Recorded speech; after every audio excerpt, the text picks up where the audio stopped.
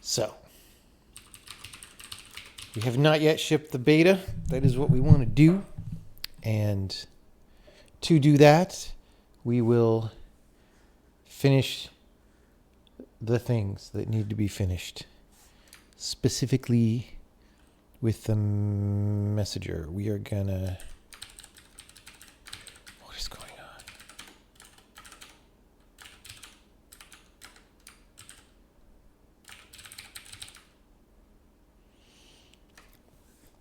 So primary load.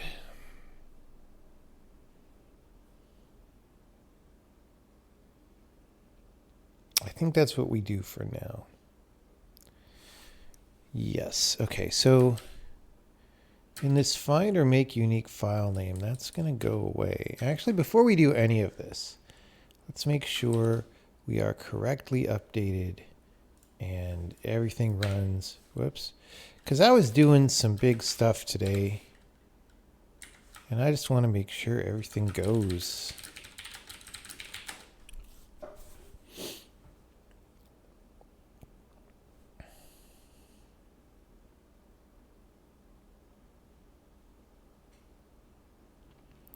Here we go.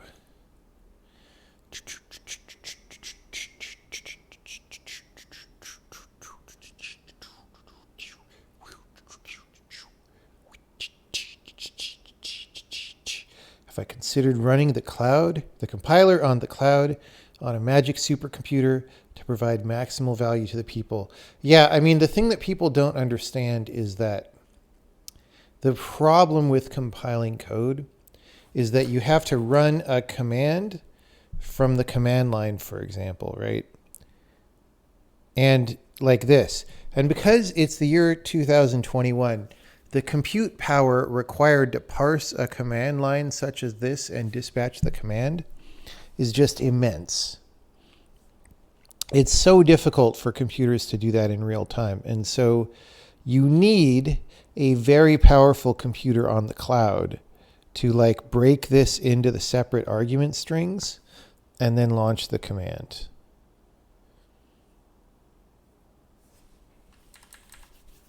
So we do not yet provide that capability, but we will license that infrastructure from a hot Silicon Valley startup.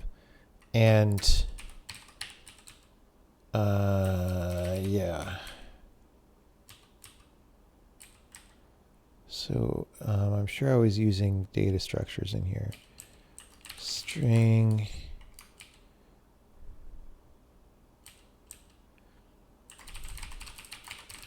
This goes, I just programmed all this.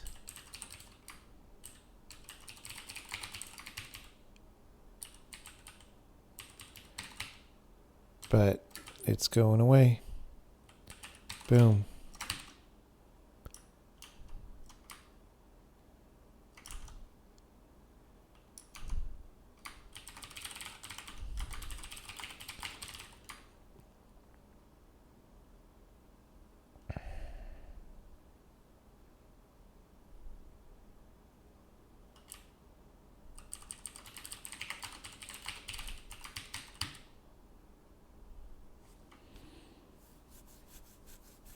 Wait, no, that's not right.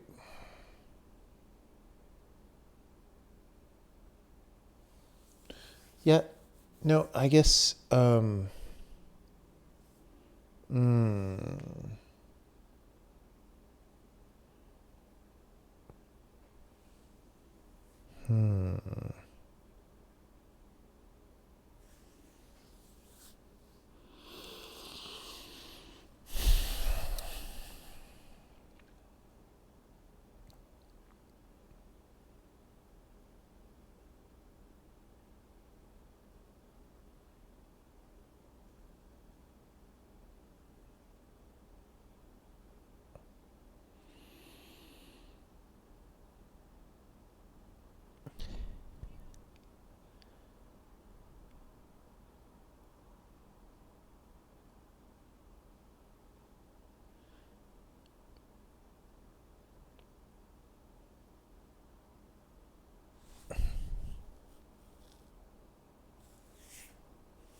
Wait, what?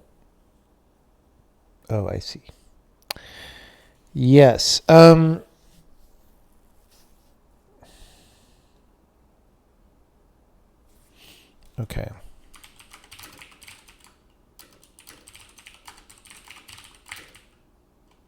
Okay, what's it called?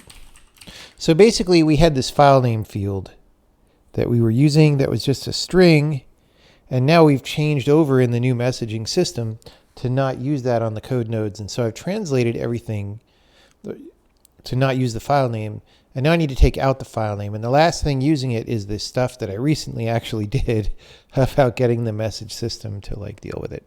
Okay.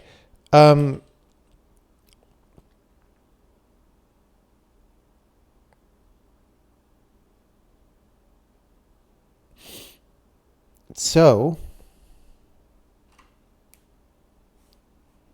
yeah.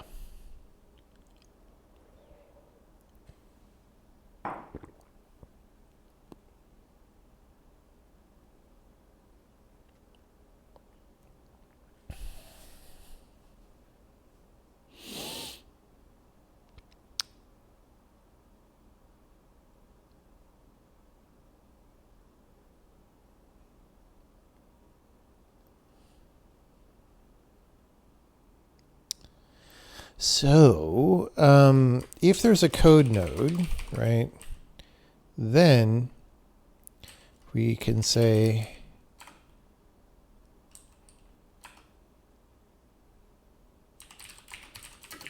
get load info from message file.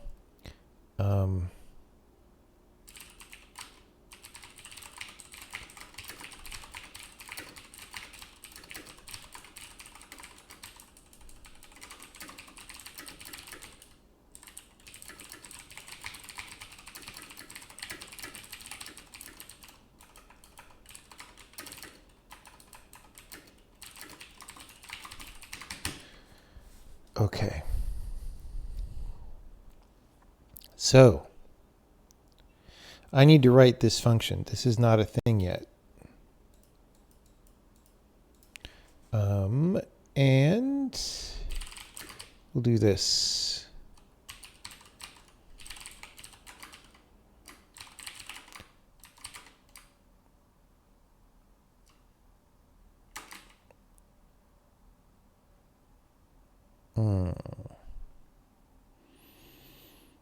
Dang it, dude.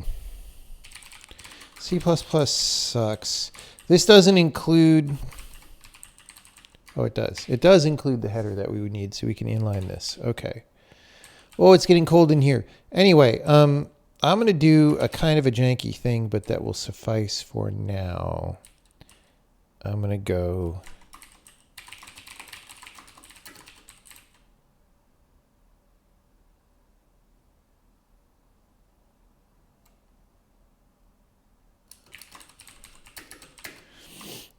and this says, so that we...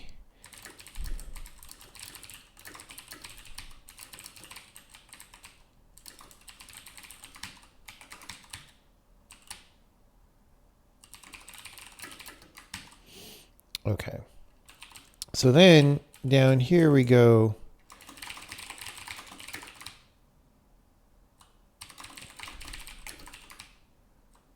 And then I got 2 capital letters on one word and none on the other one. Okay.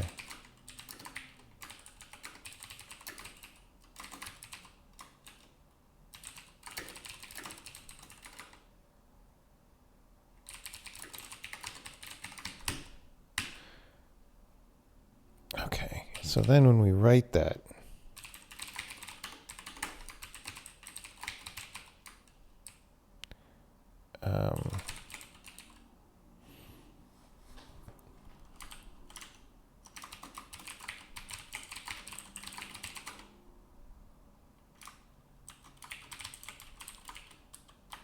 is it just message file? No, it's compiler message file. Come on, bruh. Oh, did I have... No? Okay. Oh, it's compiler message get. All right.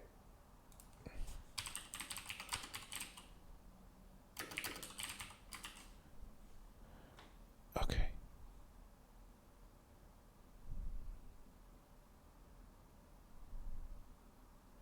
So I think everybody correctly uses that. Okay.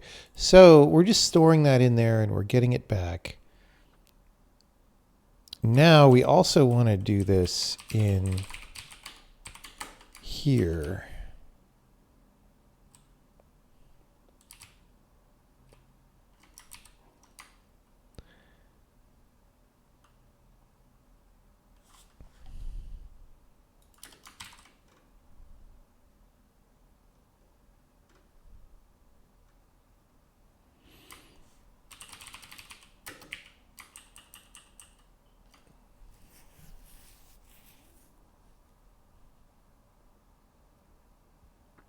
Aha, yeah. This is where we copy from the code node is the thing that's exported to the meta program.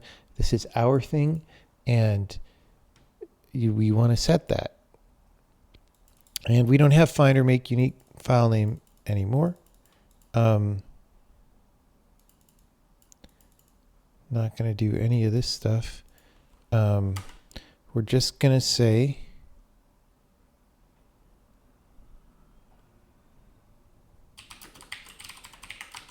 if source arrow, whatever it's called,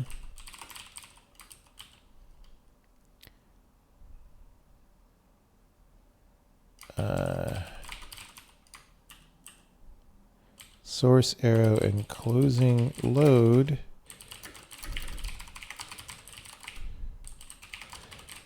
if load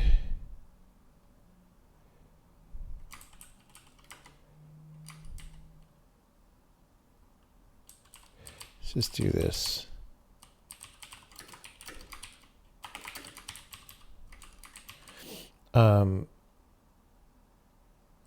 Auto no result load info equals this, right? Else what then? Result load info equals importer primary load. Okay.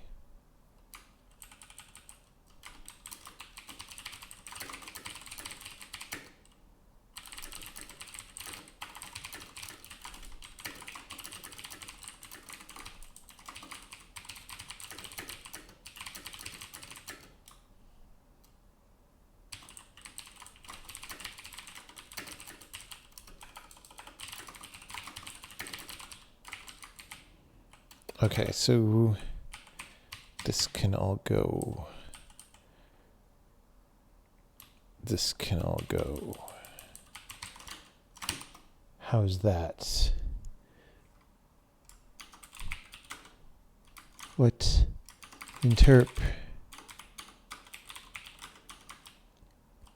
If node and node arrow load info, it's enclosing load.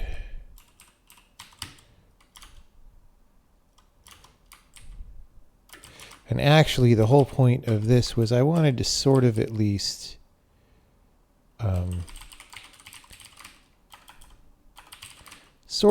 use this function so we could swap it out.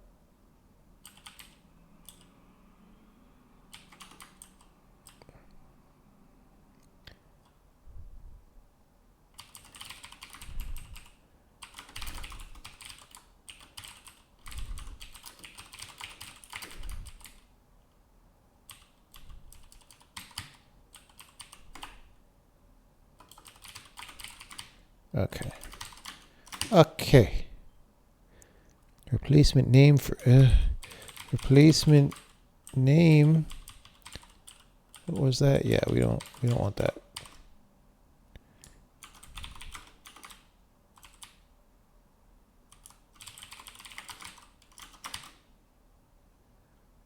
Oh, fuck you. Why do I use the word private? It always makes me sad. Never once has it made me not sad. Okay, so next we actually want to test this out because nobody's submitting and asked. How's it going, everybody? What is happening?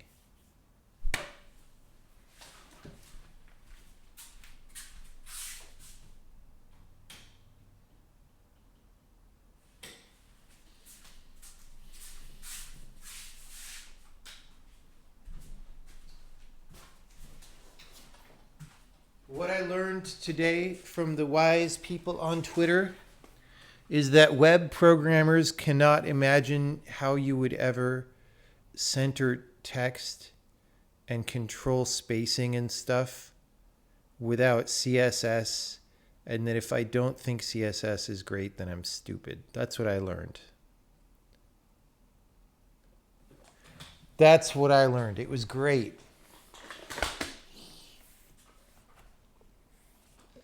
Oh yeah, the ligatures thing. Oh my God. Holy shit. That was when I just had to, I was like, who am I? It's time to leave. As soon as he said ligatures, I'm just like, it's time to leave. Oh boy.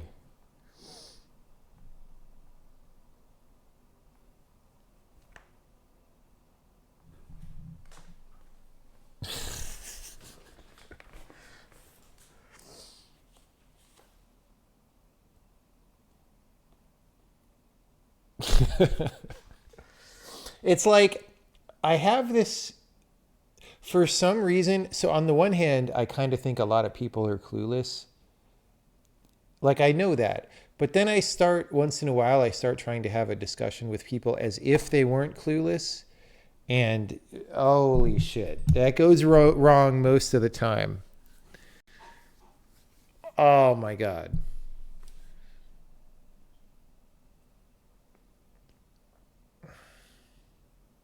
So ligatures, for people who don't know, ligatures are a text layout thing where it's like, okay, a common one is like, let's say you have in English the letter case F followed by the lowercase letter F followed by the lowercase letter I, or two lowercase F's in a row, right?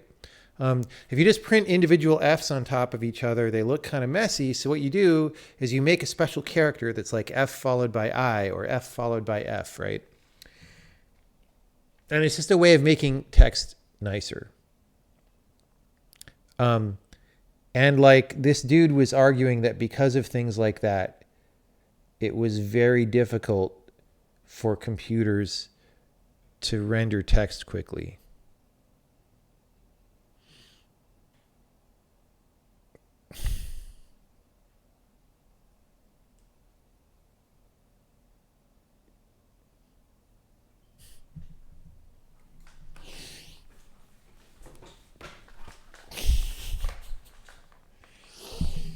Oh man. Oh man. Okay. We're pretty close to being able to deliver the value to the people, actually. This was easier than I thought so far. Although, so I'm going to check this in, but then I want to actually test stuff coming from message importer. So,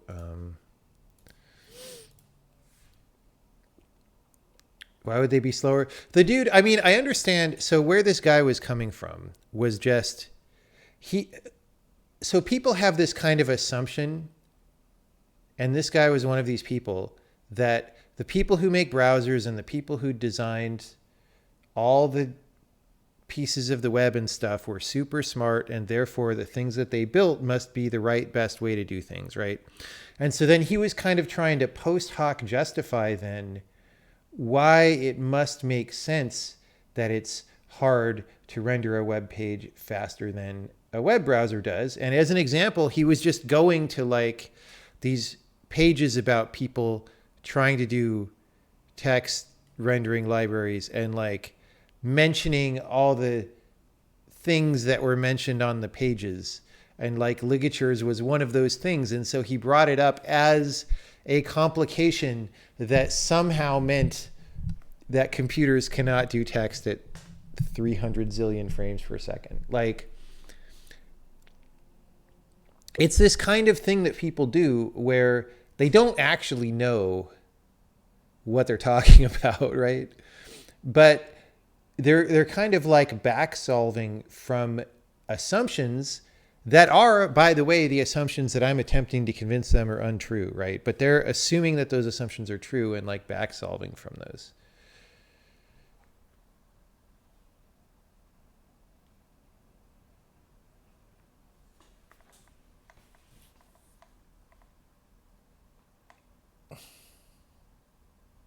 Yeah, the other one about you've got to keep the text as text, you can't render the text as graphics. That one was great.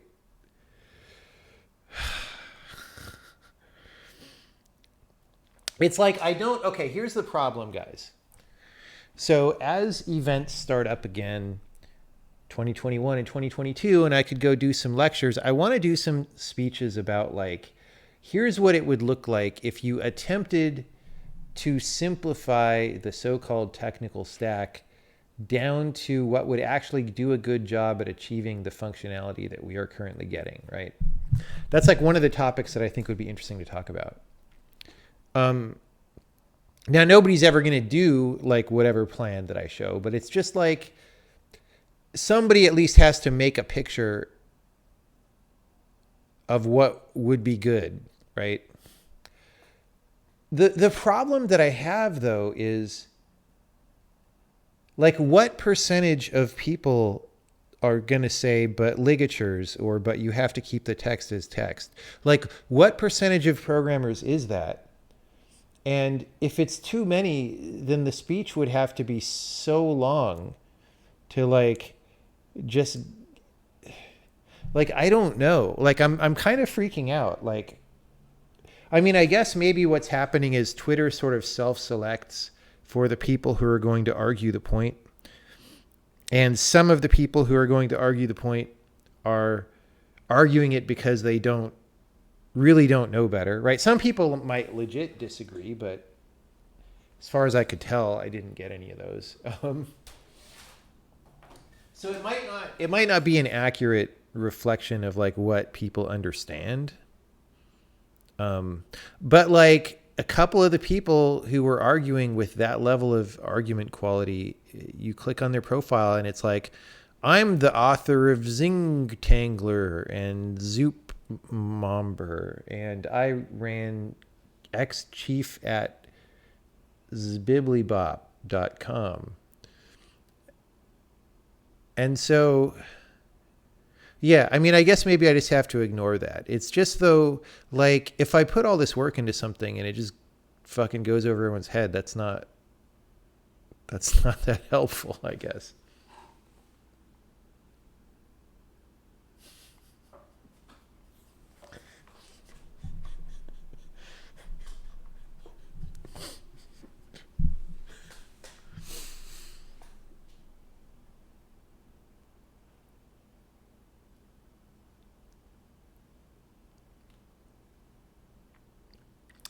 Guys, you can't just turn text into graphics because then you can't select the text.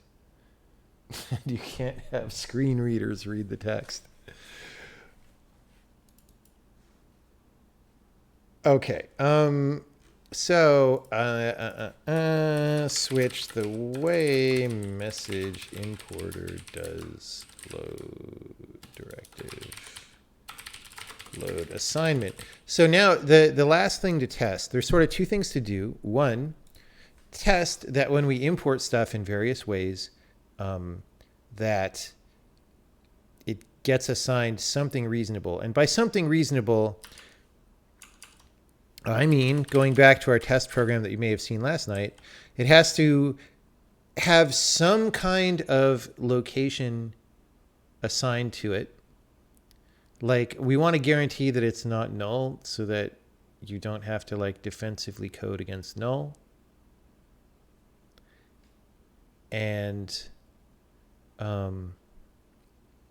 And it has to be like, if we mention a file or a module, they have to be files and modules that you've already seen. And I think last time I was on stream with this, I'd had some if statements checking that. At this point, they're all gone. So like I assert that the pointers are there, and then I report an internal compile, or not an internal error, but I report an error if we didn't get the message early on. Oh, let me show you guys actually the full Zingtangler here, right? So, wait, that's the wrong thing.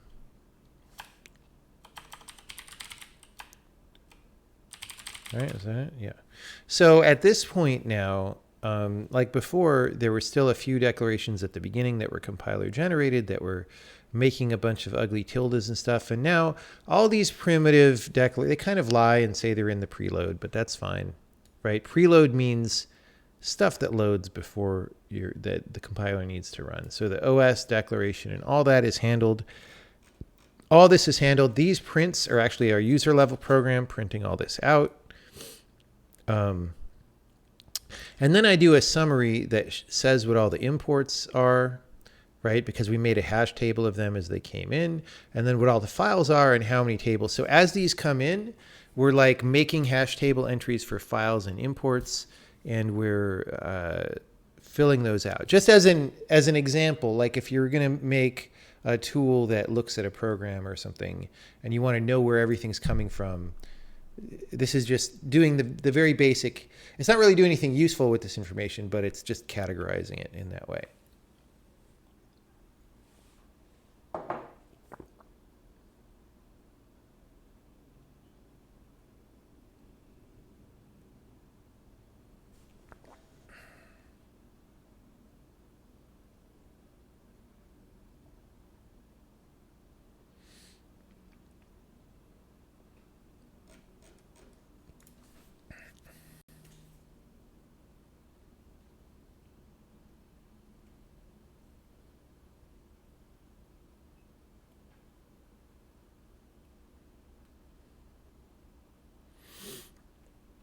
Okay.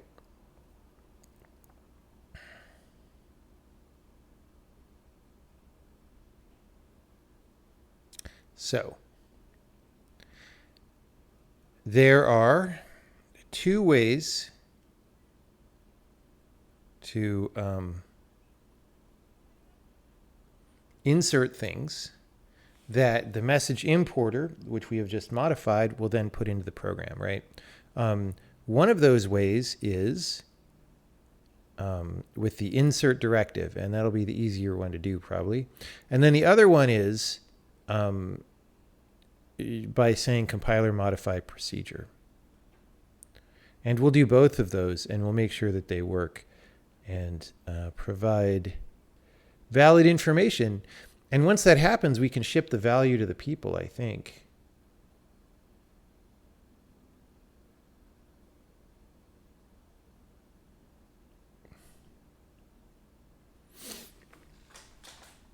Okay, ship the ligatures to the people. The people need their ligatures.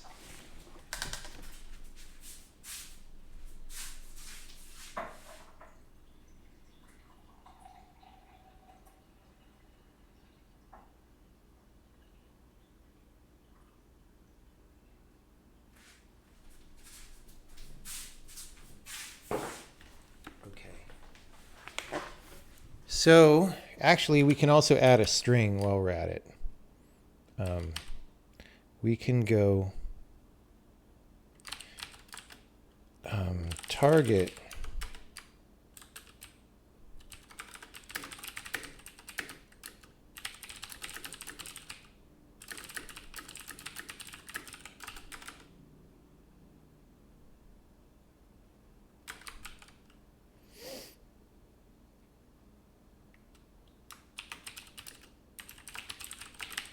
Is it add build string? I don't know.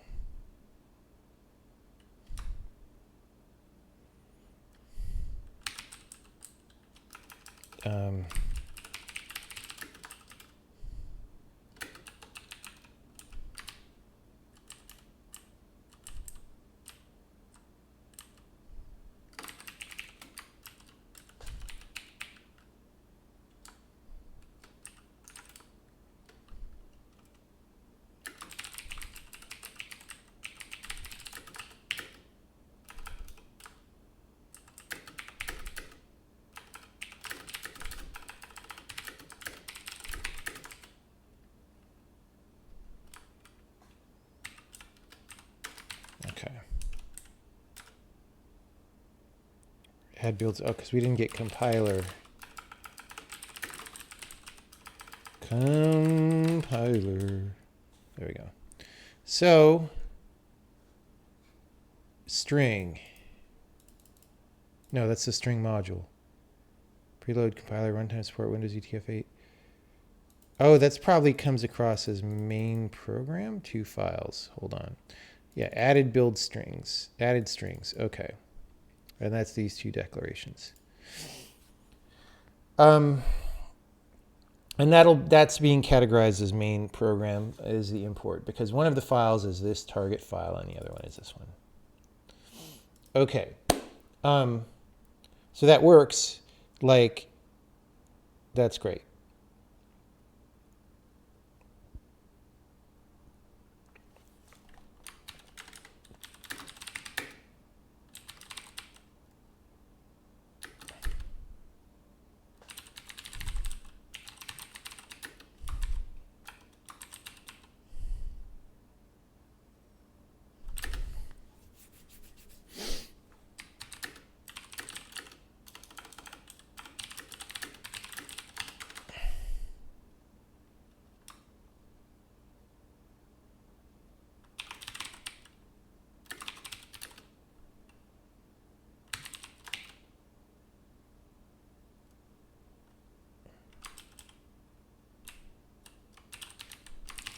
Okay, let's just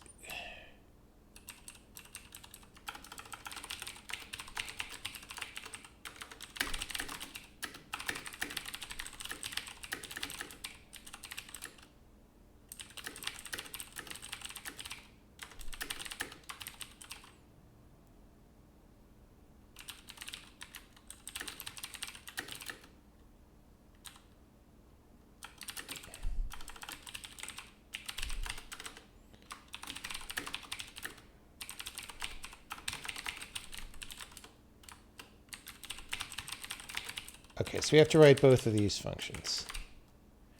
And right now, I'm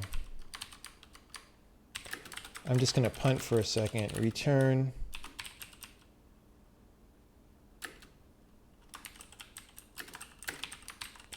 Right, okay. And we're just going to do the basic one.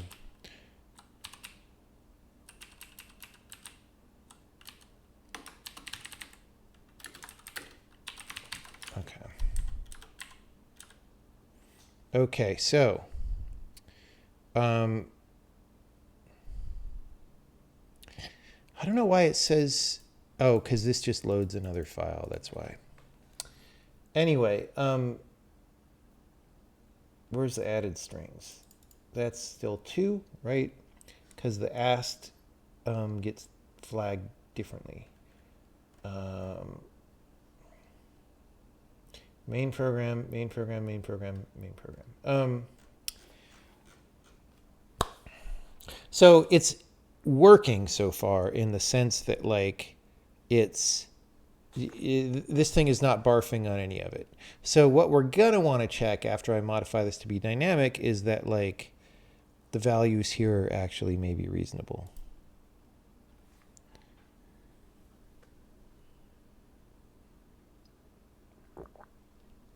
Ligatures. Are people talking about ligatures? That's what I should have said, something about ligatures in that. I should have said, I've got your ligatures right here. Okay. I got your ligatures right here. So, well, here I want to say,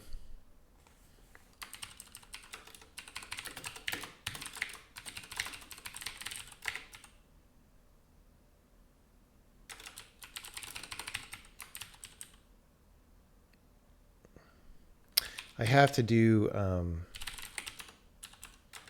get code, return compiler get code. All right. So I'm actually going to fill this crap out. Banana.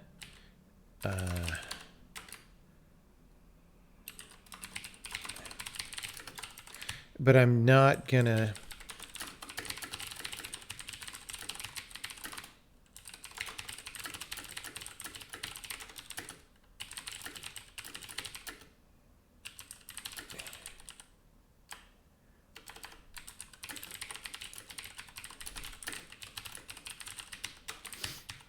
Okay, so we make a code declaration.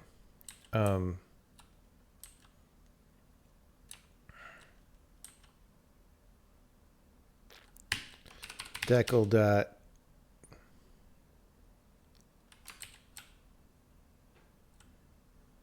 name equals apple. All right.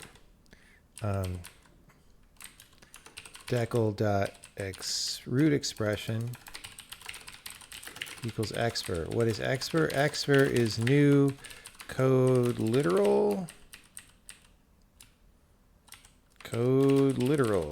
Expr dot value type equals dot number. Expr dot values dot s64 equals 42. Expr dot values dot numeric flags equals whatever. That one doesn't matter probably. So it's a number.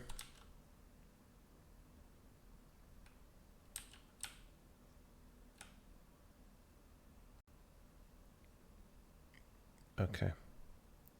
So we make a declaration called apple. It's just bound to an expression called number. We don't fill any other slot on it. Numeric flags. Oh, that's not in values. That was silly. Okay.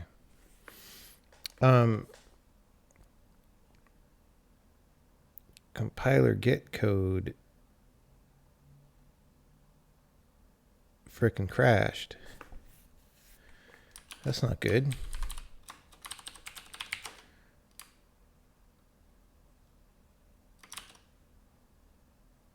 Oh, unhandled code.node kind. Oh, yeah, guys, I was a silly.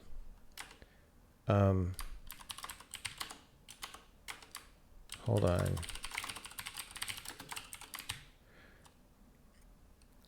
I guess we don't assign default values to the. Should we do that? Okay. I feel like maybe we want to assign default values to these guys. So like,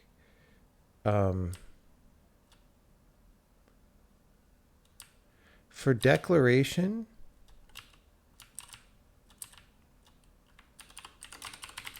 for example,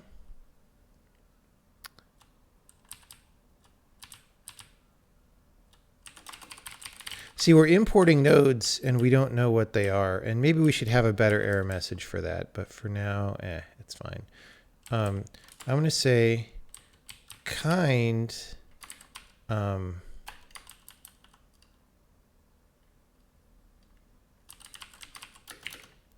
equals dot declaration. So you don't have to initialize that, right?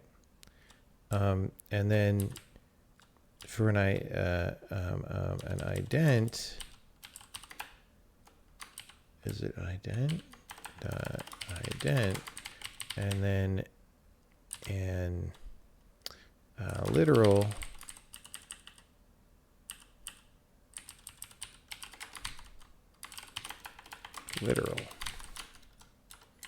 Not sure why I didn't do that. Okay, so that works now because I just assumed that I didn't need to set the type tag. So that's great. We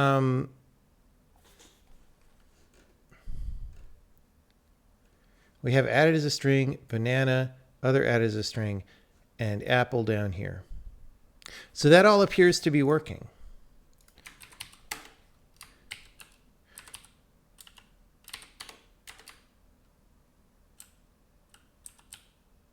All right. If you don't understand what happened there, it was deep elven magic. It's brand new, modern ass compiler technology that we've only been doing since the days of Lisp. However, to my knowledge, we have not done it in any non-Lisp-like languages.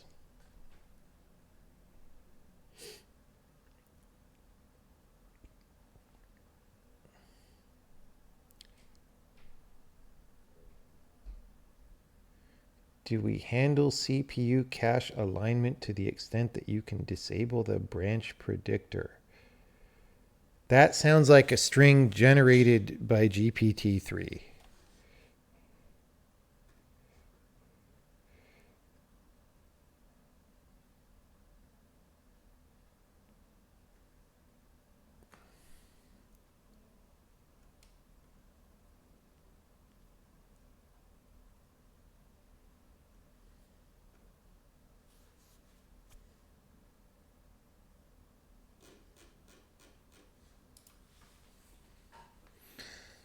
I mean, what does CPU cache alignment have to do with branch prediction, first of all? I mean, they're tangentially related.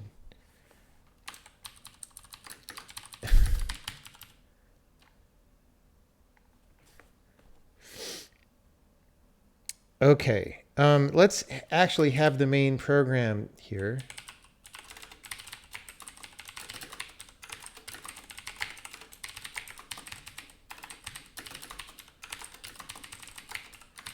Okay, so we're going to print apple and banana to prove that those are there. That's great.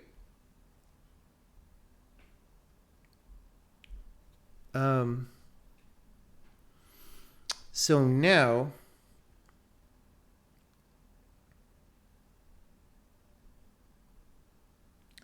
when we're doing these,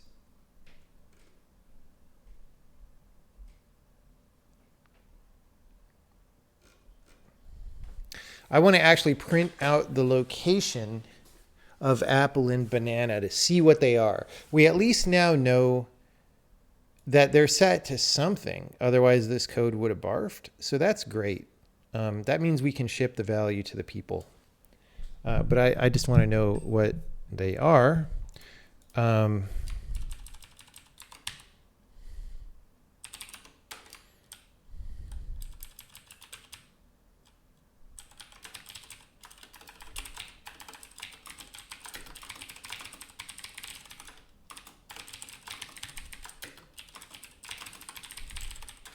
And we will comment all these things as well. Okay. So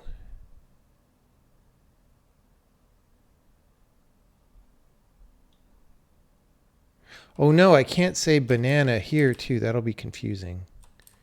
Some data. What's some data? I need to think of some data. That's not a fruit.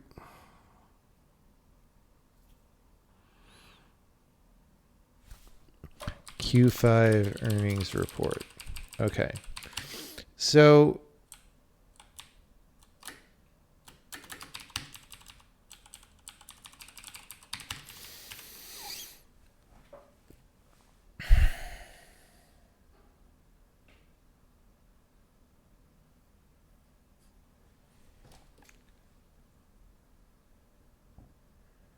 where the branch predictor misses and dumps the cache.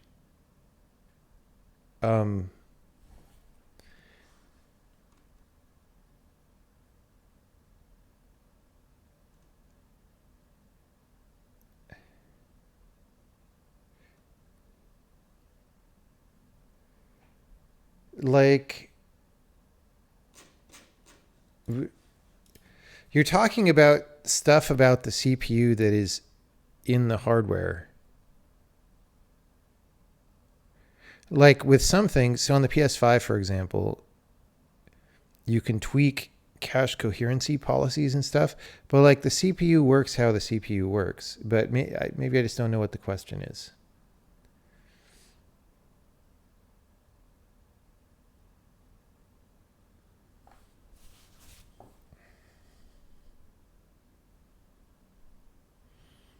Okay. I don't want to say Q5 earnings. That implies, you know what? Let's just not even do that. All right. So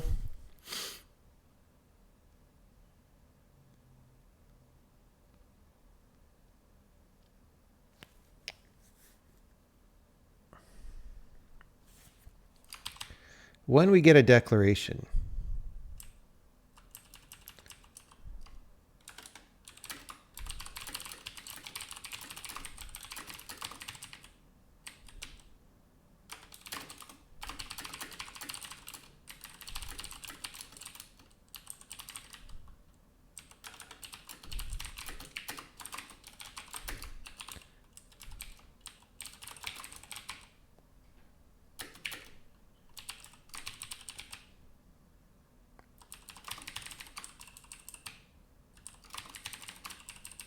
Okay, so we found apple or found banana, and then in the final report, we will say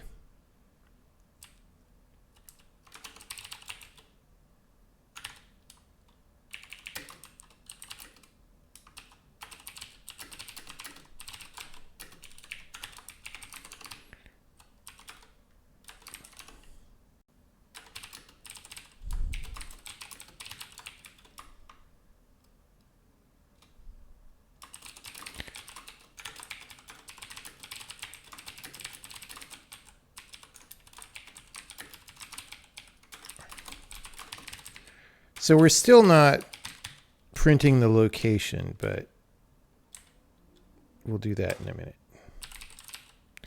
Did not find... Wait, what? Interesting. Okay. That actually means... So Apple is getting imported. Oh, we think it's in compiler because it's getting that default shit. So this is actually something... This is actually something that we may want to find a better solution for before checking in. Let's just...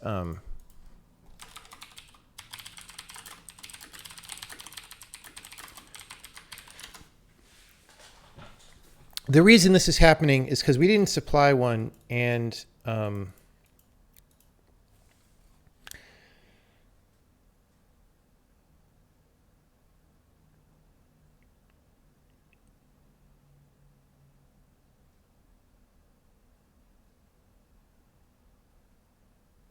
like, I don't know why we don't use the location of the insert directive. So right now we're calling...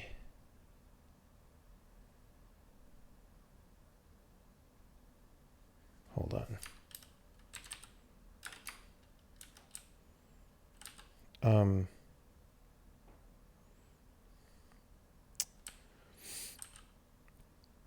Right now we're calling...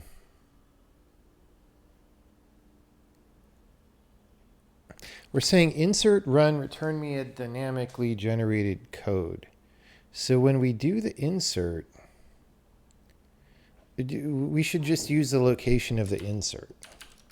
Like that much is clear.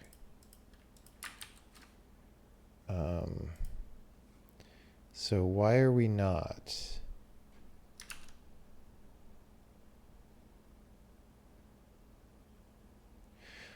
Oh, it's because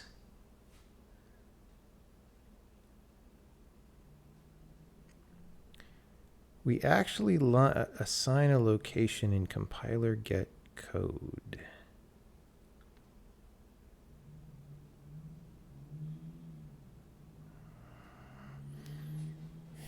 But we don't actually want to do that.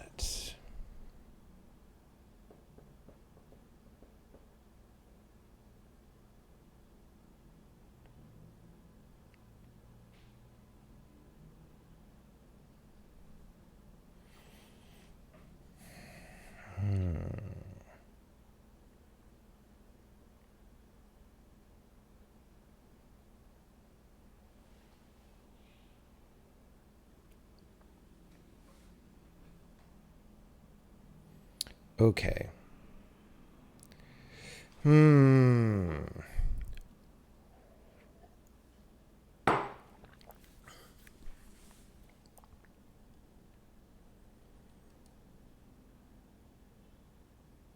Return me a dynamically generated code. So like what I'm thinking is, since we know that this is all called by the compiler, we know that we could look at the call stack and get this location. where this function is called. Now, that might not actually be that helpful because, you know, you might, if you make a whole system for doing stuff like this, then you might have some core routine that like calls this. Now, that's still better than nothing. But like maybe you have a module that generates this stuff and then it would report as being in the module, right? Whereas the location of the insert directive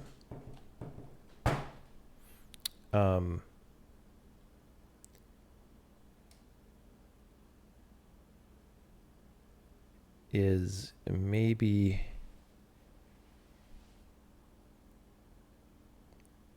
better? Question mark.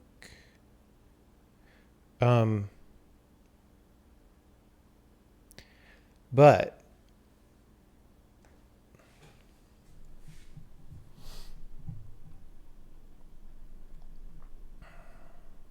like recursively flood filling that location down all this stuff is maybe not good. Okay, I feel like I'm just going to maybe have it be this for now, because at least that's well defined and like not arbitrary. And if we decide in the longer term that it should be something else, then that's fine.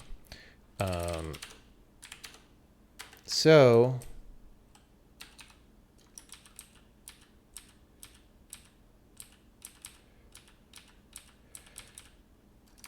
yes. Okay, so here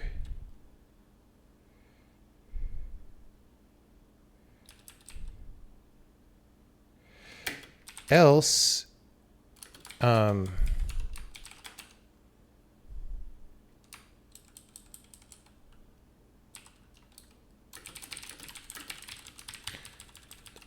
try looking for the calling location of on the call stack. Okay, so oh, we have the caller even already. That's easy. That's very easy.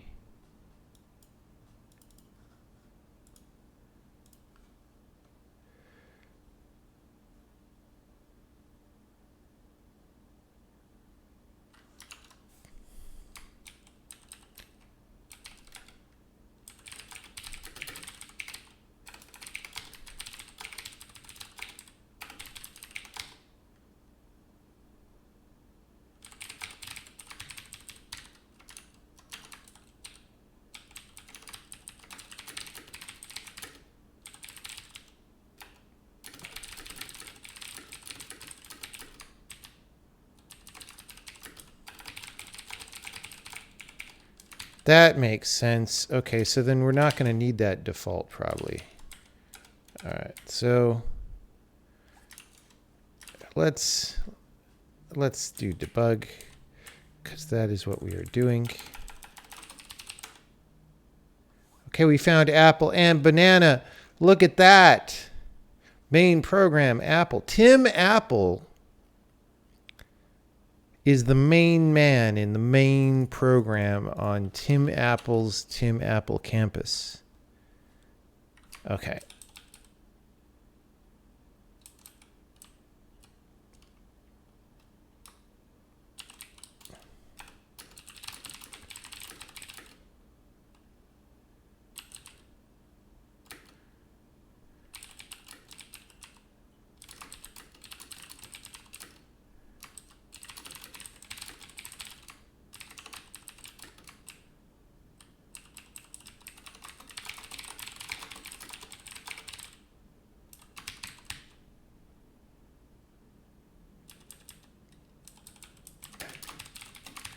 Whoops.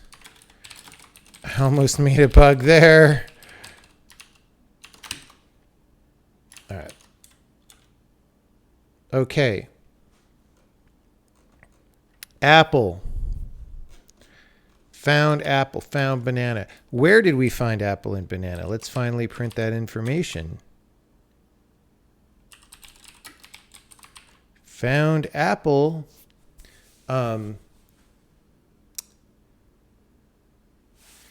Where do we look?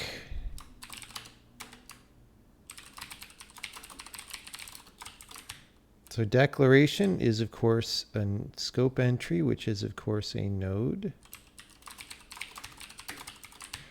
And that has a, oh, we haven't deleted file name yet. Okay. And closing load.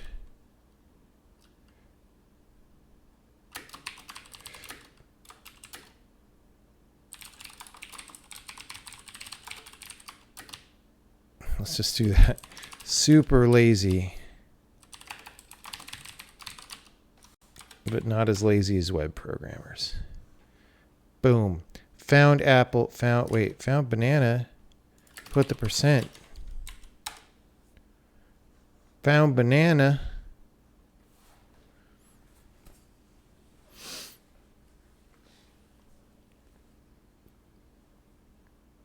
I mean, that's pretty good. That is the value that we wanted to give to the people. So, okay, first, the next step is delete file name here. Well, first we check in, then we delete file name, then we comment this example, and then hopefully we could ship the beta. Because that'll be great. That'll be great. Any questions, technical, serious, on-topic questions about what I have just been doing?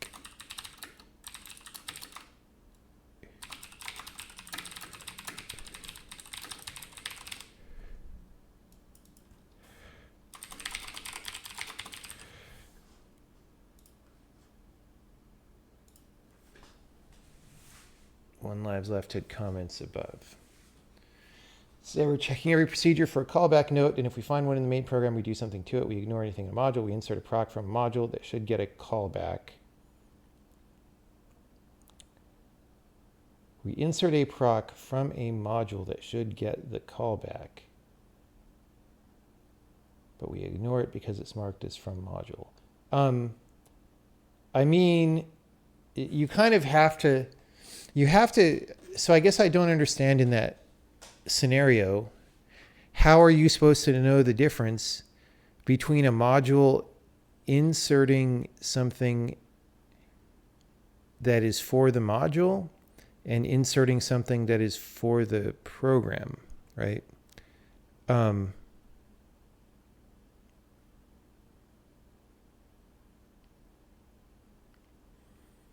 And maybe the answer is we need to make a way for that to happen or something.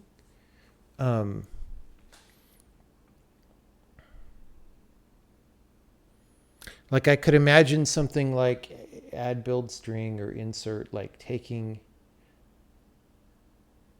So the thing about add build string, for example, is it's a little bit ad hoc where, like what namespace the string lives in.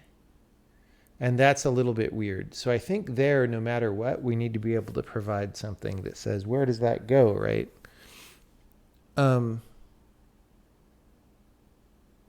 So maybe it's related to that.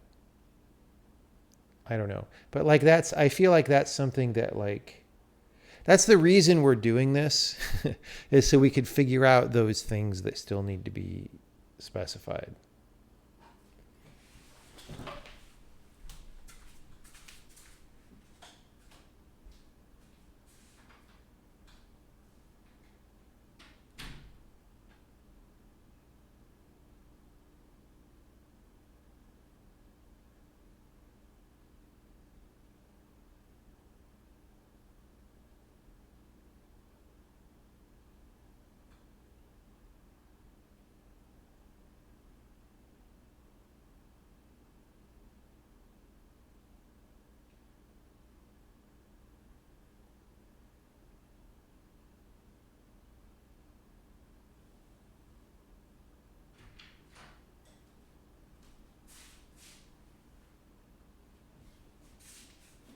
It's Bengal spice time. You're advocating that the insert site determines the location, but you're too fuzzy on this now. Yeah, I mean, my vote is always, let's just get some experience trying it. Because this is all kind of new, right? And um, when things are new, it's easy to not see them super clearly. Um, the insert site determines the location. I mean, the problem with that is there are sort of two ways, right? You can insert with an insert directive, and I think in that case, the insert directive is probably usually located where you want the thing to go, but maybe that's only because we've done relatively simple things with it so far. Maybe if insert had a parameter of where to insert, like you could imagine two ways of organizing your program to be more understandable, right? One is, here's the place, here's the file where the thing is going to go, so here's where the insert directive is, and that's where it lives, right? And that is very understandable to me, and probably what I prefer. But you could imagine another one, which is like, here's the centralized file that has a bunch of inserts of all the dynamic code that gets put into all the other files, so that if you want to fuck with dynamic code, it's all in one centralized place, but then it kind of puts it into different namespaces, right? You could imagine that. And so that's one thing. But then also, if you just call add build string at compile time, like I said, that could easily be in a library, but you don't want to add the code into the namespace of the library. So I think some additional thought needs to happen. Okay, anyway.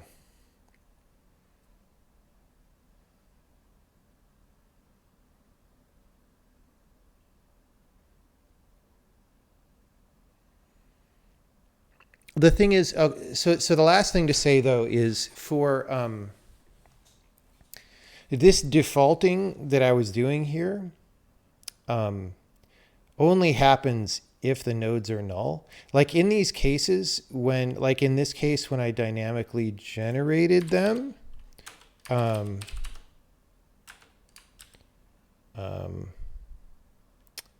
okay, well, it's not quite as good as I'm going to make it sound. So in this place where we dynamically generated them here, you actually can set the file pointers on these. However, the thing that I didn't really premeditate is you can only set them to file messages that we sent the meta program, and this is the inside the main program, so it can't even see those. So like there's actually a way to make it happen, but it's so convoluted and ugly, I would probably not even tell people what it is.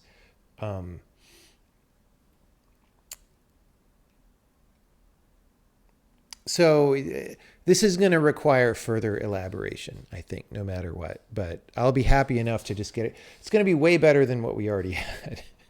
So,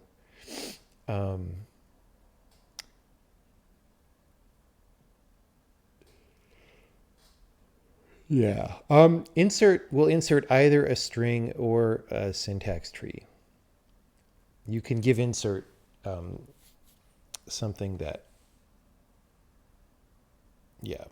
is not a thing, is not a string. Okay, so we found apple, we found banana, we printed the things. Did I check this in? I hope not, because I didn't run the tests. I know that. So let me run the tests while I warm. Oh, I did check it in.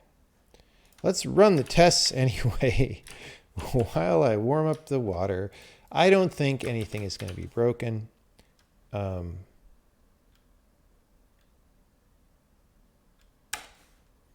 Okay. We'll run LLVMs.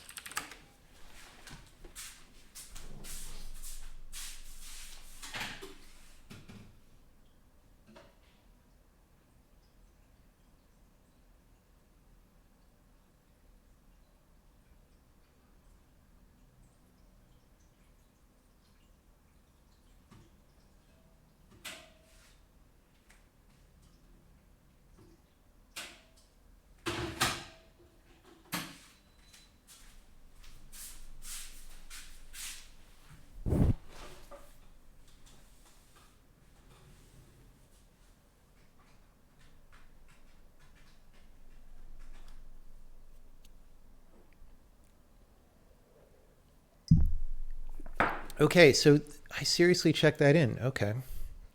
Well, the next step is get rid of the file name field, which hopefully nobody's using that.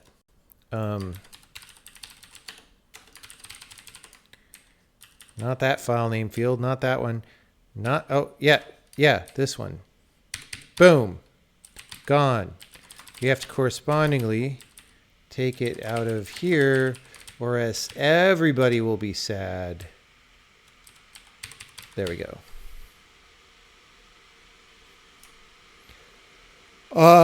Let's see. We're still setting it, I think.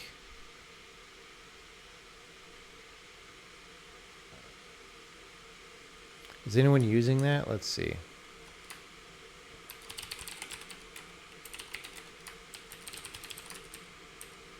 Nope. Thank you. Thank you. Okay, next.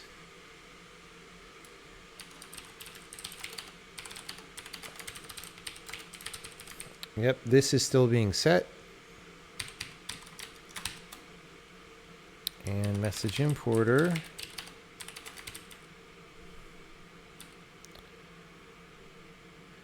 Unhandled code node dot kind. Okay, problem is we want to check the load.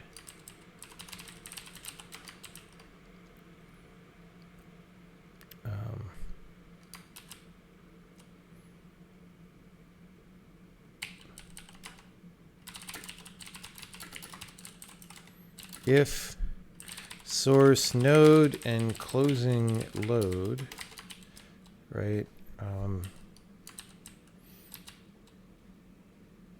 Yeah.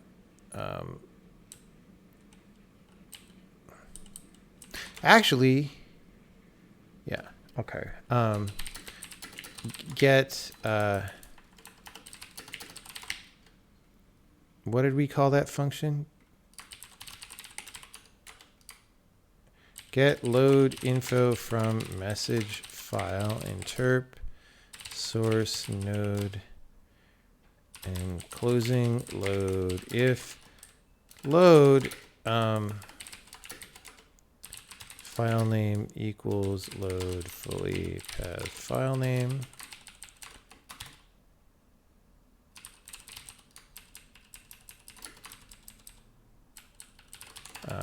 Else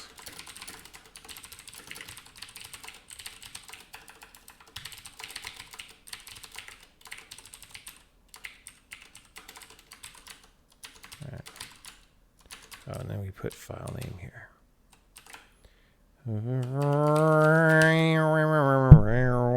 Fully path file name is not a member of Astra Active Load. Do we say get fully pathed file name? I don't know. Short name path string file scope is fucking no. Get, oh yeah, get fully pathed file name. Just right there. I knew that's what it was. See, I learned in computer school how you should use getters and setters for everything. It's pointing to C string.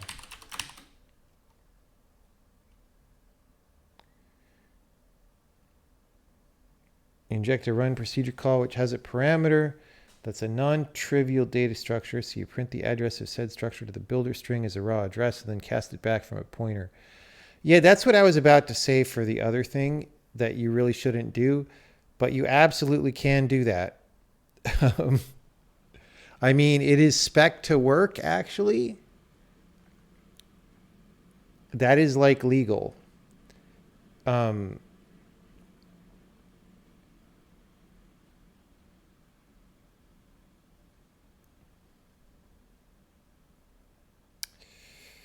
But what, did I miss an email?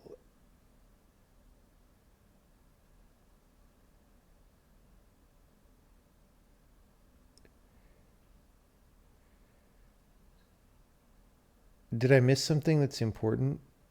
I don't remember seeing that. Oh, is this something that I said like, hey, I'll take a look at still? If so, was this the thing about the notes and stuff? If so, yeah, I've still been buried. That was today for me that I read it, which is why I'm confused. And you said yesterday. Yeah, the note thing. Okay, I still haven't taken a look at that yet because I'm shipping this beta. But do all code nodes persist for entire compilation? Yes, the compiler never gets rid of them. Like maybe in the long term, we could come up with some idea for if that ever happens. But I feel like tooling and stuff is just going to want to be able to use them without having to like copy them and crap, right? Like that just seems like the easiest thing to me.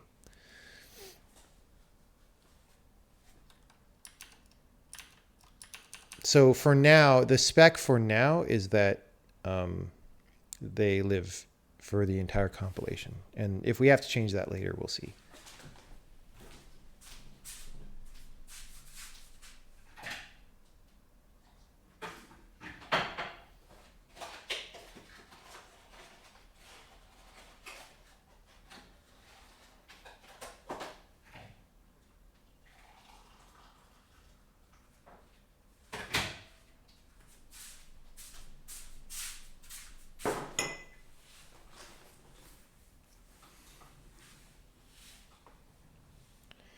Okay, so some people still use file name.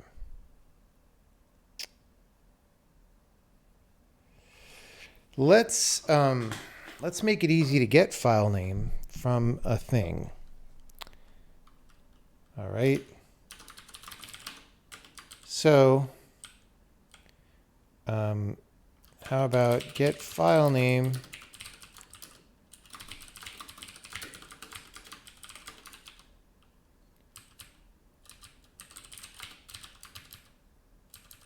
we didn't end up using these.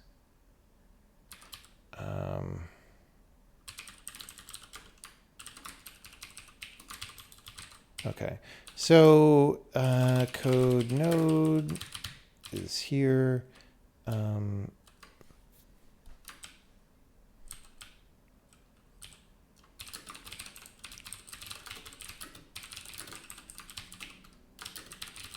Return a string. If there's no enclosing load, otherwise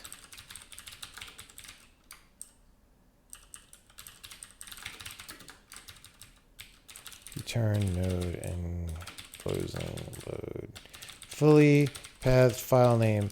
Very simple function. So I'm just going to use that.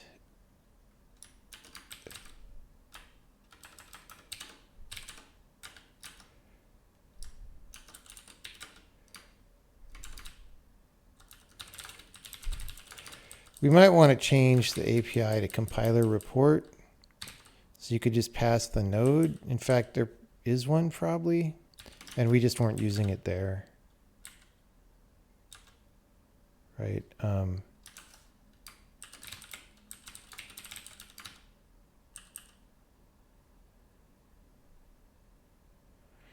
Like we have these make locations.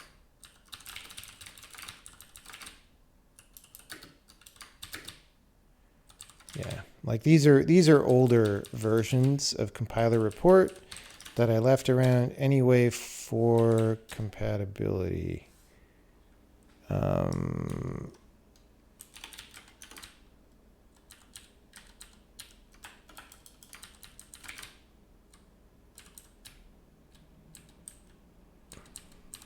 And now I'm annoyed that I did because damn it, dude.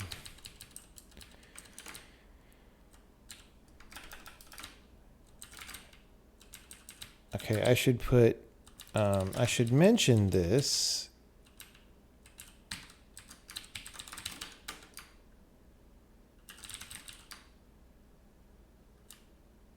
Use get file name node in compiler.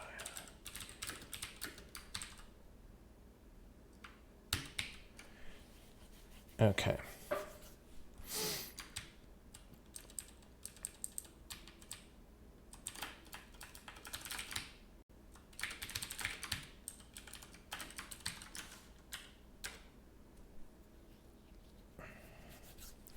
So much file name.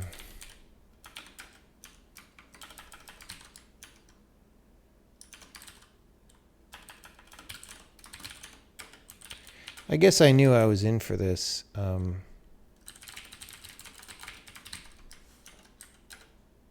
we go. All right, so examples module info, example generate modules test program.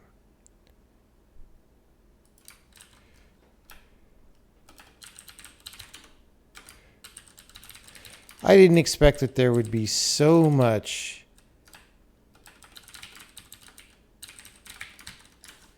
explicit file name.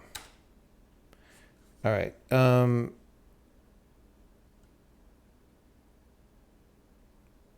CTags generator.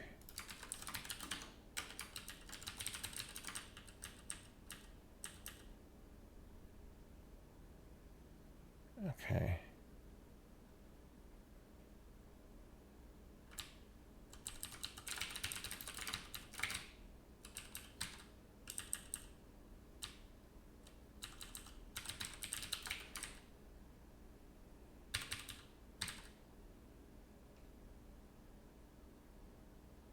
Okay.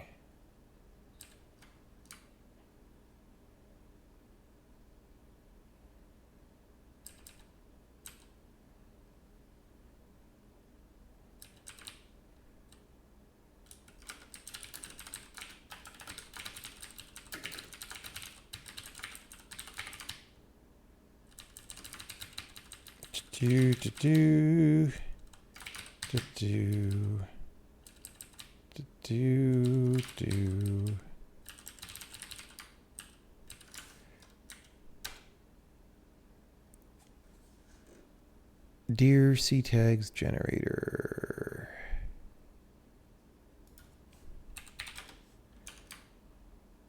Oh, auto parts.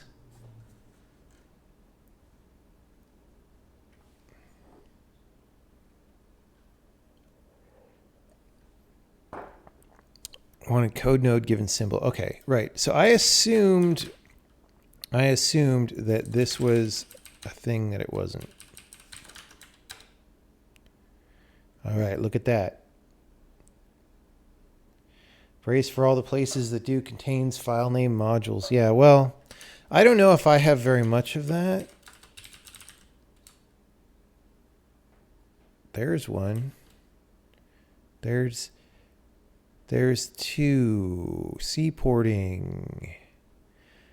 I'm going to leave those for now, and we'll deal with them later. Let's see. Should we skip? No, we can check this one. If we're skipping modules,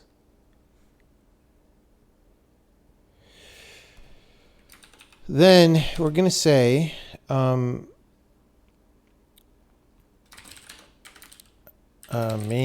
program. We want main program. If decal.enclosing load and actually no, we shouldn't have to check this stuff. We're just going to trust.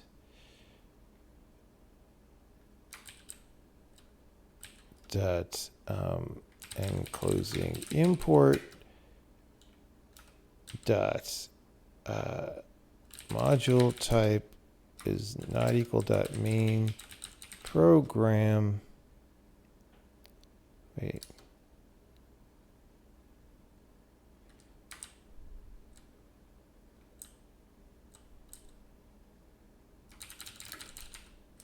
I don't know about this examples though. Oh, because that was excluding the zone things thing. Yeah, we're going to see what happens. All right, what were even examples module info.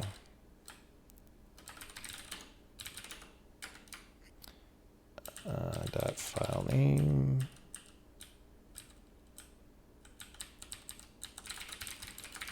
That looks like a frickin' paste.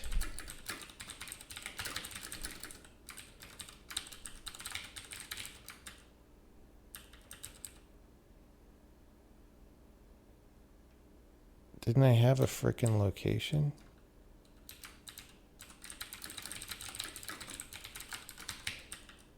Get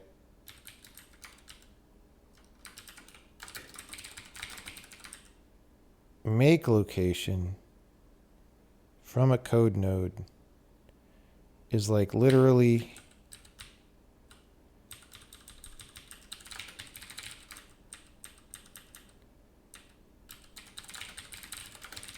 see, that is why knowledge of a code base is important, because stuff like that just comes to mind. Like, wait, what is that frickin' doing?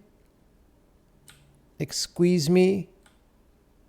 Baking powder? I know there's already supposed to be that. And that is a way that you fight things a little bit. Okay, so dot file name. There were a few. Get file name decal. Get file name decal. Okay. I should just do this one. Wait. That's chess. So chess also has a problem. That's no surprise. Program print.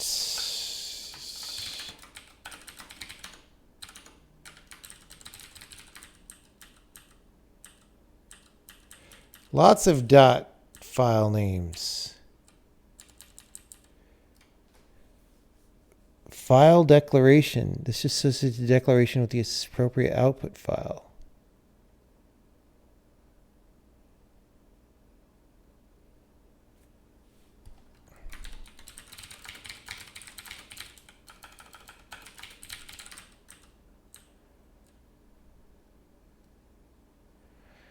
I mean,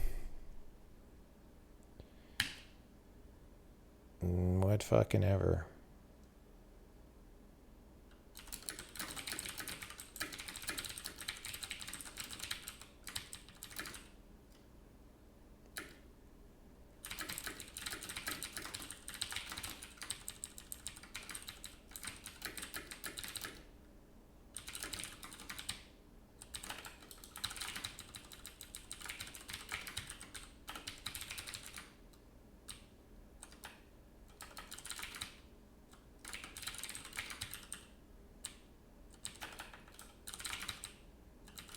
If only I had the ability to do a regex to replace an Emacs.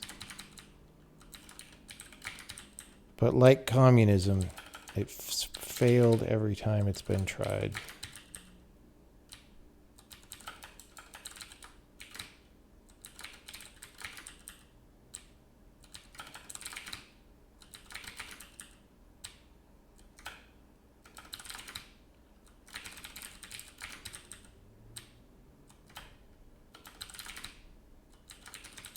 These are stupid error messages anyway. I should make a, like, this code in this module is pretty old, so like I kind of should refactor some of this stuff. Like, these error messages are kind of stupid, and like you could imagine that all these parameters don't have to be stated every time.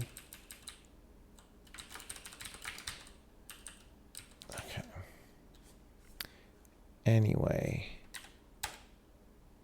there we go.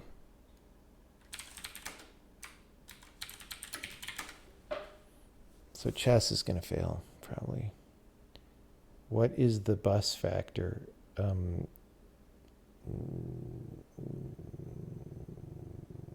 Pizza. Pizza. Okay, file name.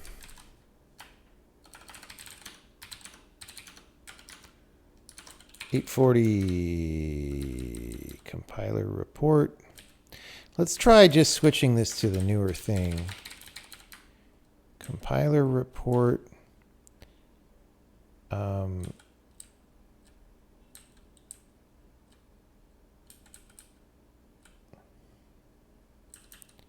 Thought we had a Node version of this.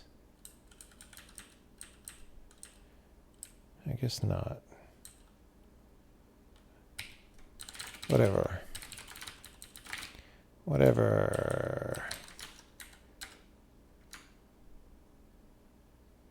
I should have just tried to compile chess again because it may well have more than one problem. File name. I thought I searched for .file name, but I might not have. Oh. I think I changed the search terms. Get that. Get that. Okay. Let's just do chess again. It'll probably pass this time because that's how this always works. Yep. Ignore the warnings behind the curtain.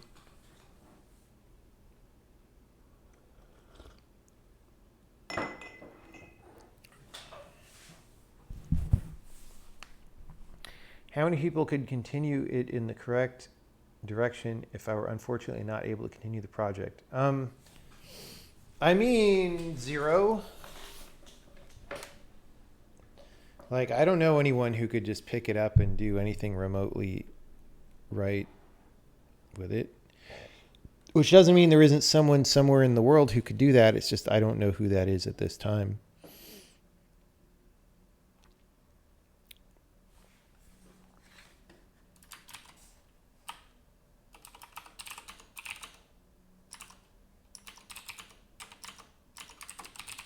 No, there might be. Oh, this is a good place where we actually get to make it better.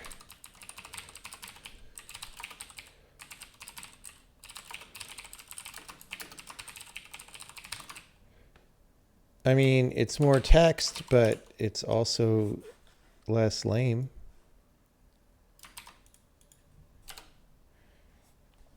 Is it? It's called module type, I guess. Module type. Holy crap. We've got a declaration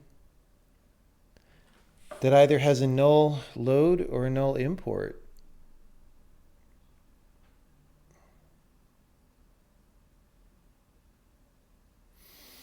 I guess that's because we're recursing down into the code. Oh, well.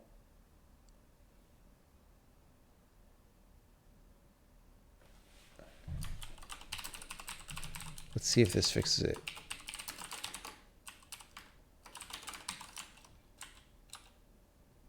Okay. So for some reason, sometimes they're null. I'm just going to not worry, but like I want to fix this beta or ship the beta. There's a lot of value to give to the people. I'm not sure in what cases that's null. And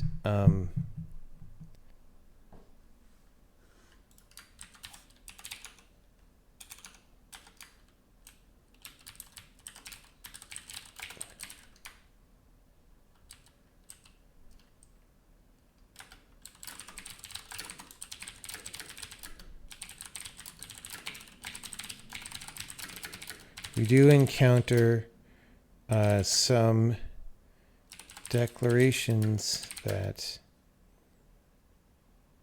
have null and closing load pointers, but these may not be top level declarations directly referenced in messages. I have investigate. Okay.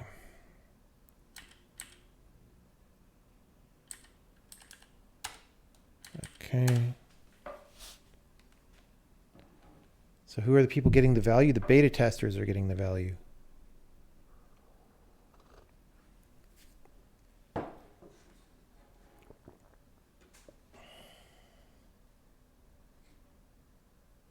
Casey would be the closest. No, I mean, Casey, there is a programming language that Casey would make if he were making his own language, and it's very different from this. And so, like, I don't think he totally gets what I mean, he's also too busy to pay this much attention to what I'm doing. So like he doesn't actually know that much about this language or what I'm doing with it, as far as I know.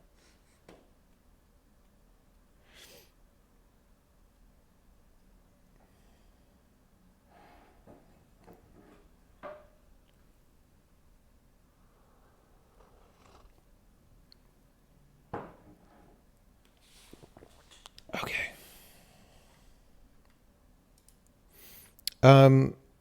Well, that's good news. And now we just have to do Sokoban game.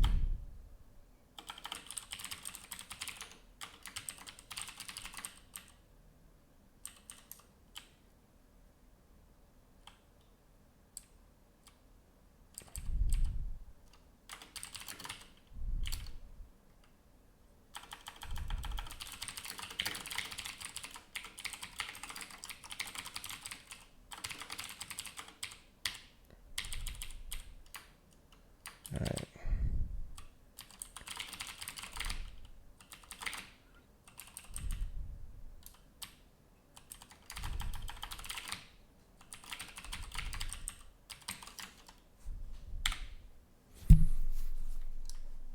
How did I miss that?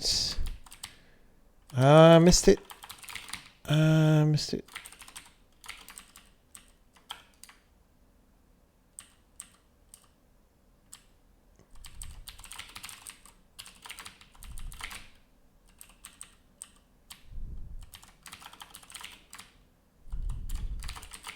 I don't know why I didn't make a Node version of that. I guess it was you call get location instead. All right.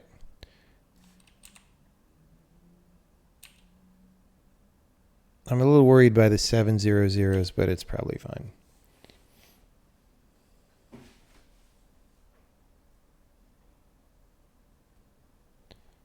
Okay. I think we are ready to ship the beta to the people. I'm going to run a... Actually, no, we are not, because we still have to comment the example.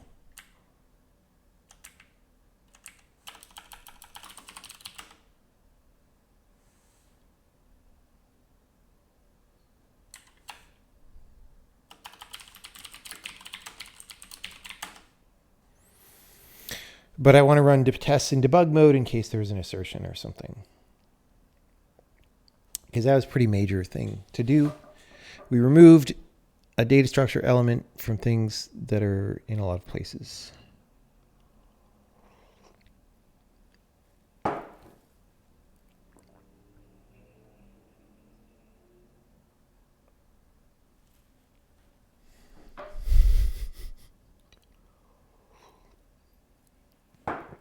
We need to start like ligature coin, which is where ligatures happen on the blockchain.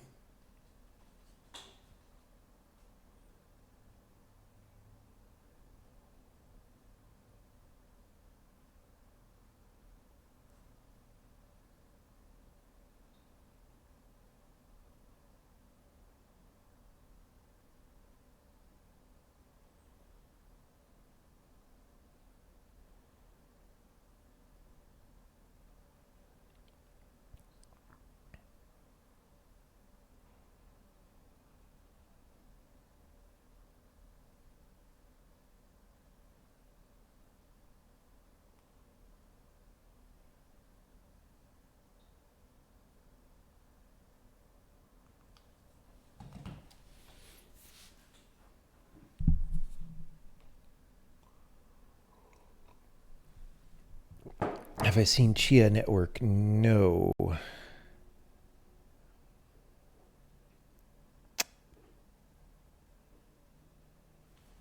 All right.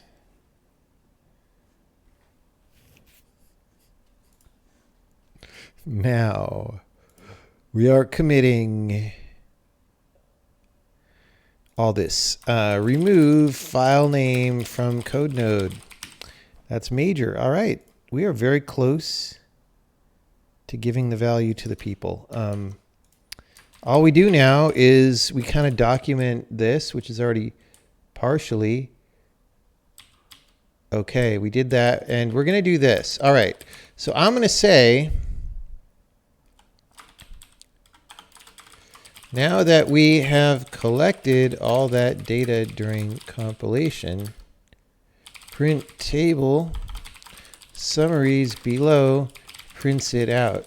However, please do not take this as an example of how to do things. If you make all your compile time tools work such that they collect all the messages first, then operate on them at the end, those tools will be slow.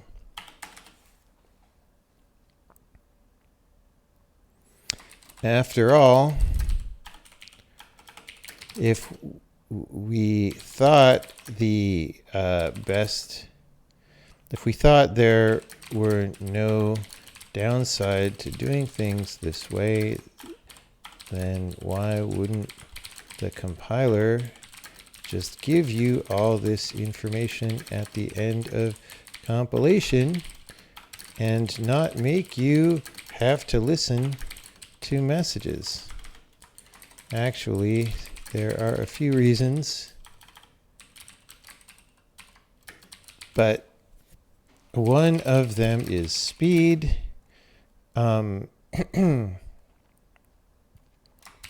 If you run your compile time code in parallel with the rest of compilation, it will not necessarily be a bottleneck. So we designed the message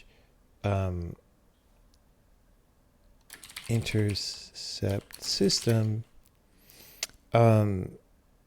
to enable parallelism in this way, right?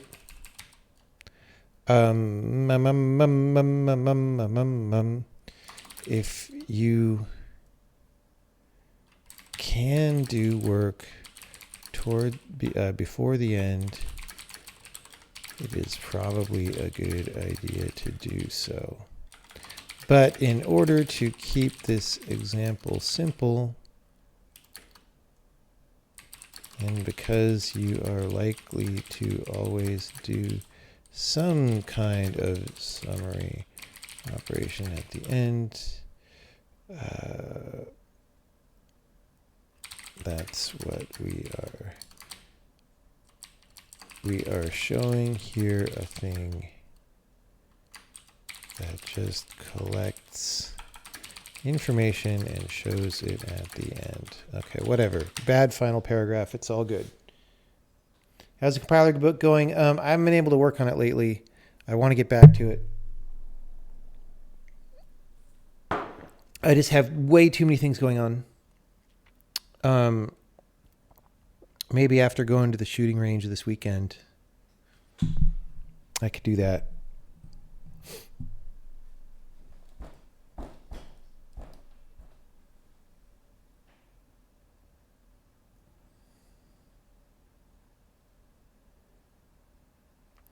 If beta testers make videos and as a result there's more copycats, am I going to be mad? I mean, it is what it is. Like, basically my policy on beta testers is like they could do whatever they want, right? I mean, they can't redistribute the compiler, but like they can redistribute their own code. They can show themselves videoing whatever. They can say it's the worst programming language since Tim Apple's butt laying. That's all fine, right?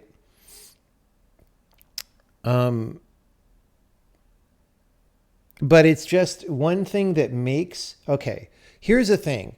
Actually duplicating the functionality that we have in this programming language is really hard. Like, I have put a lot of work into it for years, and we're getting there, but we're not even there yet, okay? So like, that's not actually what copycats are doing. But when I give a nice demo that's like a nicely packaged pitch of why this programming language is good because it has the following features, then all you kind of have to do is copy the pitch and then sort of put enough stuff in your language that it kind of maybe looks like it kind of does that, as long as you don't stress it too hard. And that's what people were doing, is they were copying the pitch, because talk is cheap, right? And it's like, why give people that?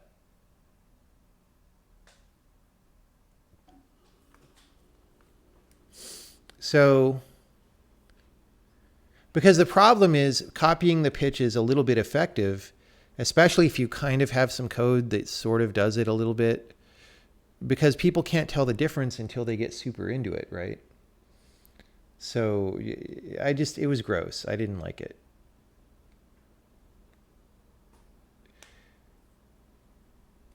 Are these big companies? No, it's just other people making programming languages at a smaller scale.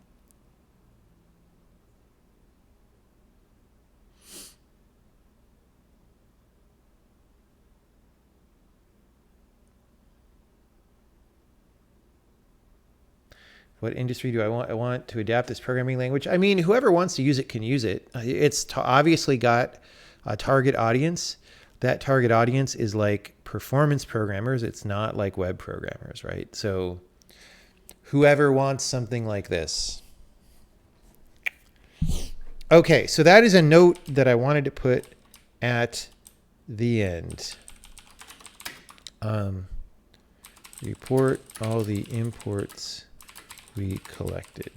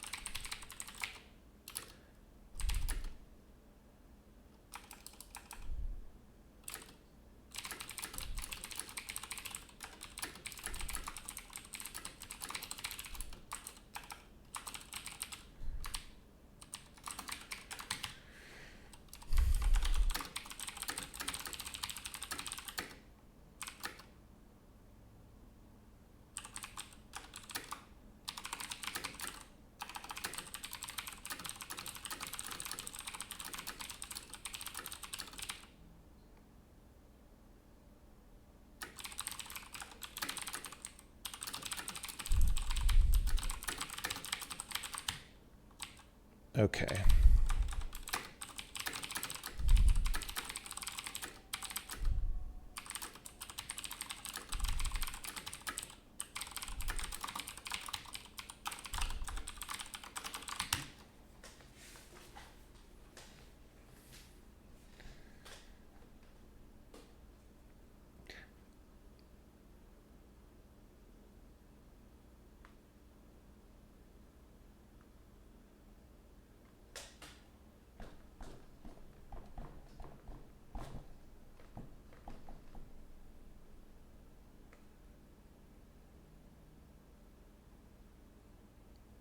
Okay, let's see what other comments we can put.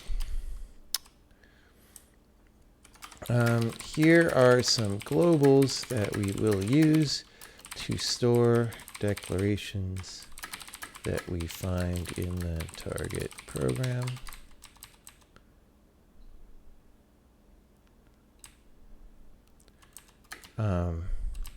Those are silly globals. Here are some silly globals. Here are some less silly data structures that start to represent something you might actually want to do. We store information about each import directive and each file that is loaded. We put these in hash tables because that is something you might want to do. In retrospect, I don't know why I used hash tables for these, because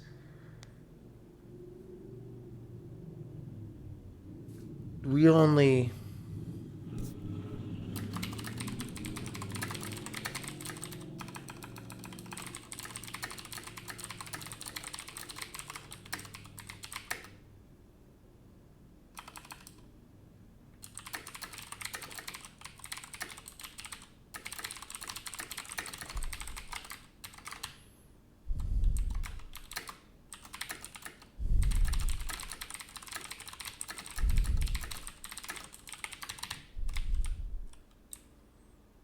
Okay.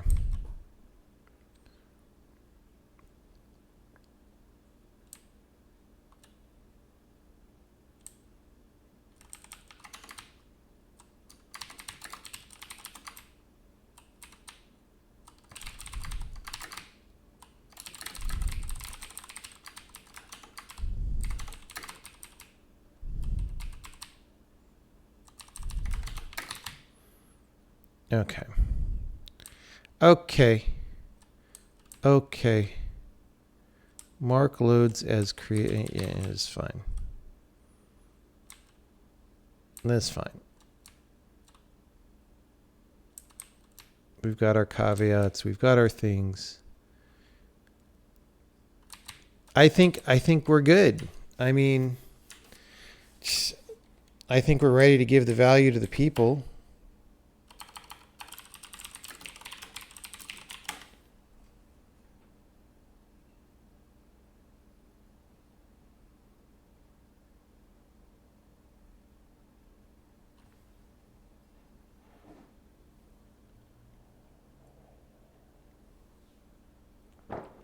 If I had time to compare modern language specifications, I don't care about specifications right now. Specifications are for later. I seriously do not care. You want a specification at some point so that you can know very specific things, but that's not what's important right now. What's important right now is communicating generally what the language is, generally how you use it, what the ideas are, how it's intended to be used. And you don't get any of that from a specification. You get those from other kinds of communication, right? Which reminds me, I had wanted to do some polymorph documentation, but I'm not going to hold back this beta in order to do that.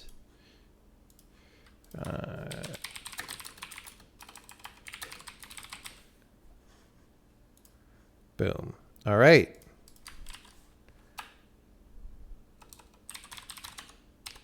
Guess what we're going to do? Oh, yeah. Oh, yeah.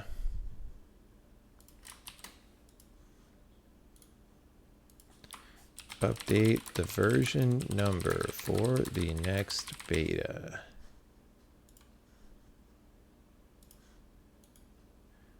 Make sure that I've got, yeah.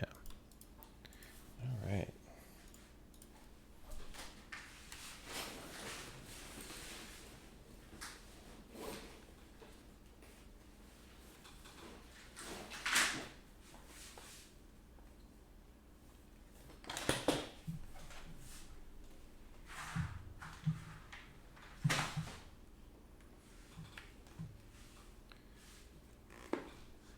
Is there anything more specialized for error handling besides using multiple return values? No, because errors are not rocket science. And error handling is not a special weird thing. It is something that your program does as a normal part of its execution. And so it should be structured that way.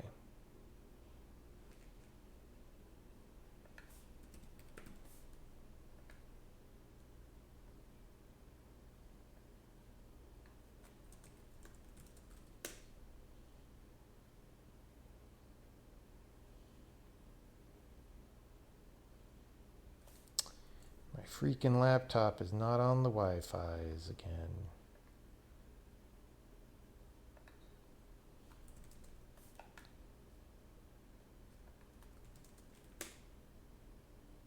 There we go. There we go.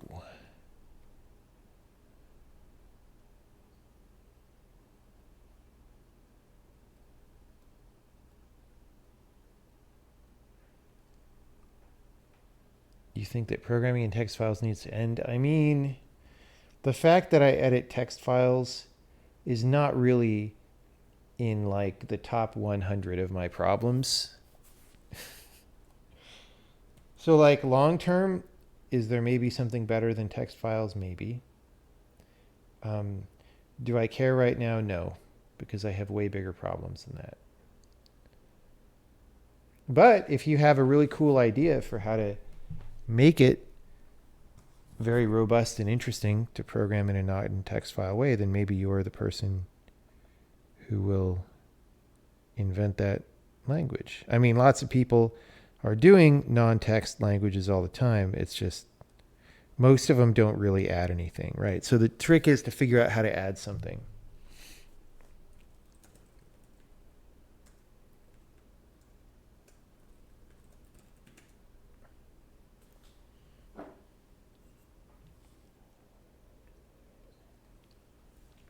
Do we get mad at people using tabs? No, we just skip the tabs.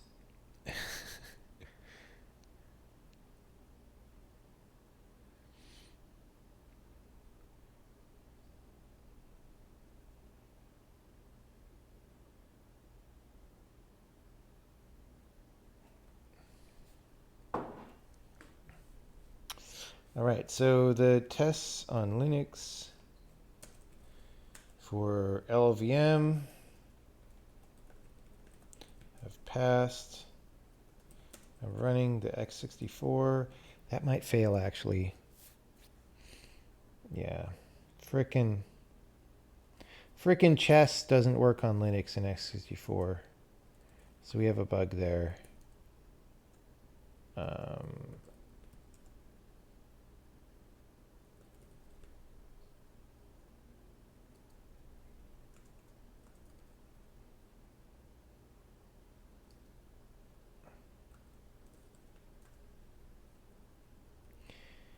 I'm just going to comment that out for a moment and run it and make sure everything else works. We have someone looking at that problem right now, but I'm not going to hold the beta up for it.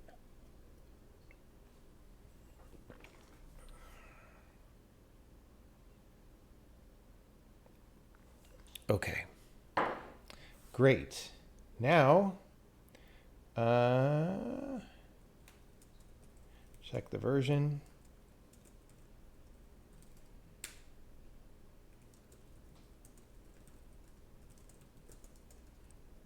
Check in the binary.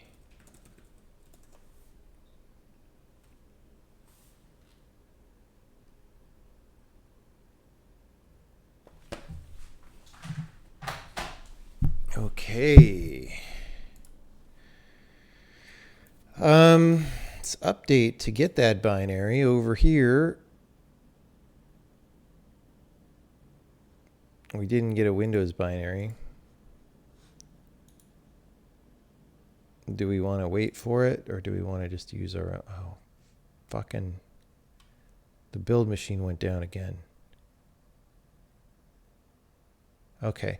That just means, though, that I can go into the office and debug it. So, no, you know, like last night at some point, it sort of stopped running.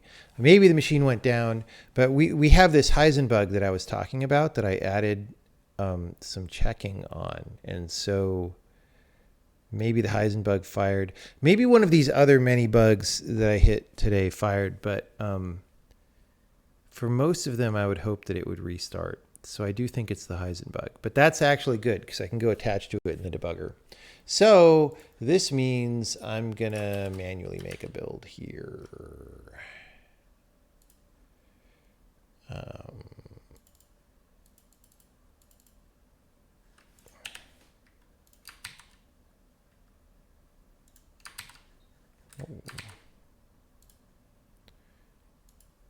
Bin, bang, bang. All right.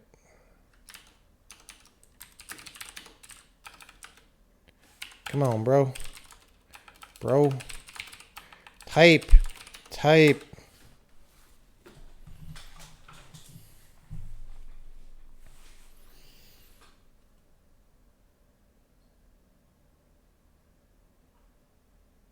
Boom. It's faster than some web pages load. All right. So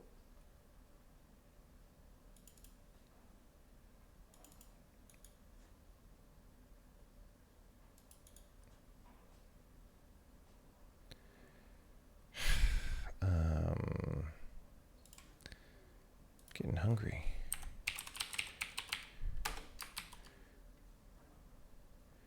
Do do do do do do do do sending the email.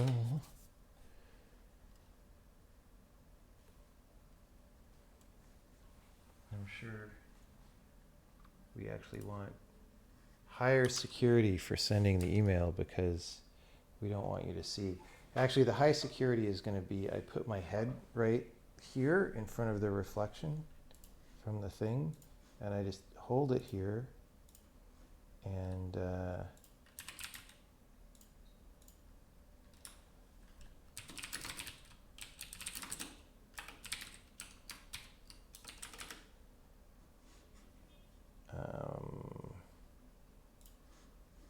uh-oh, is my head moving too much?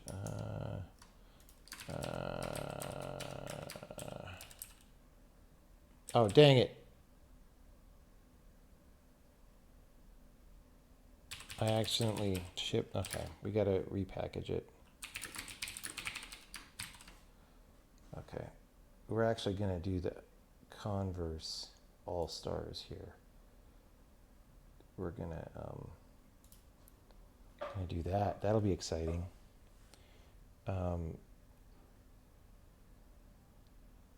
Okay. So I just want to repackage this because I don't want the junk in there. I don't want the lame-o butt. Security through obscurity. I mean, if you think about it, all security is security through obscurity. It's just like, how good is your obscurity? Think about it. I have never been a fan of that term, security through obscurity.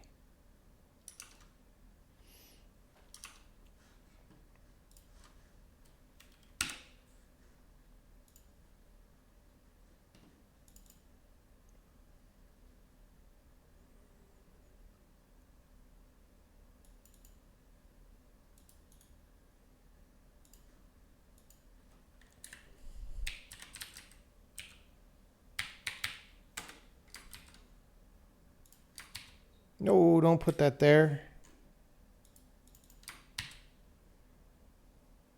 Oh, come on, bro. Windows is so messed up. All right. Cut. Paste. Get the link. Go to the people.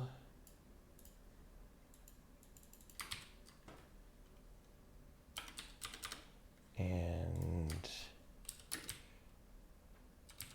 put this description and send it.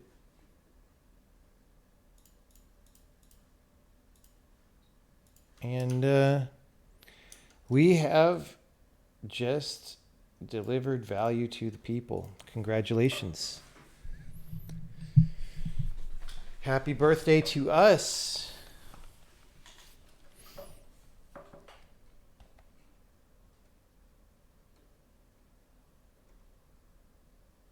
Do I feel bad? People will be able to compile so fast that they won't have an excuse. Well, I mean, this is true what you are saying. You know, technologies bring benefit to mankind, and they also have their harsh, abrasive sides. You know, it's like nuclear energy, nuclear bombs. You know, it's the same thing.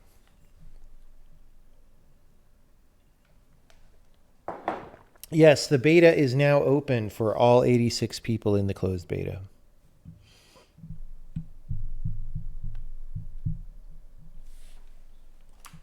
Our changelog's getting pretty big.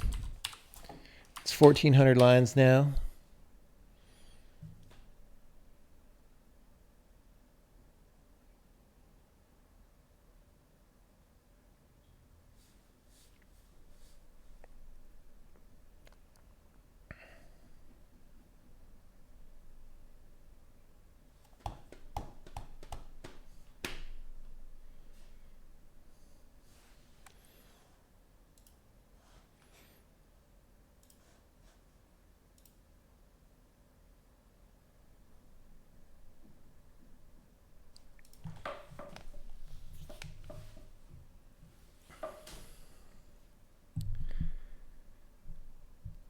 Is there something in particular I am most proud of, or is it pretty much whatever I've made most recently? I mean, The Witness is the best thing that I've ever worked on. Um, Hopefully this programming language will be that. It's pretty close to being like that in another dimension, I guess. But it's very different from a game, so you can't really compare them.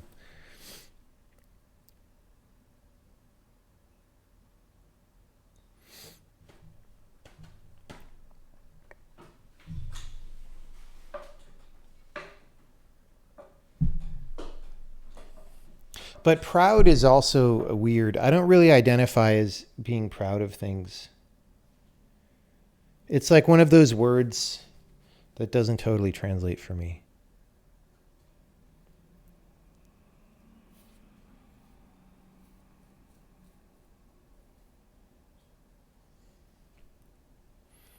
Well, that is good. We have shipped the value to the people. And this is nice because, once in a while, you check off something that was like a mental burden on your mental to-do list. And this was one of them. It was like, oh man, how are we going to get more organized about messaging so that people can process it in a more like strongly typed way, right? So they're not stir comping on file names and all this stuff. And, this isn't where it will end up. This isn't the final point, but this is the next big step there. It's like, okay, good. Awesome. This is great. And the other fun thing about this is like it doesn't look like anything in any other programming language that I know of. So like it's fun to work on this part because of that.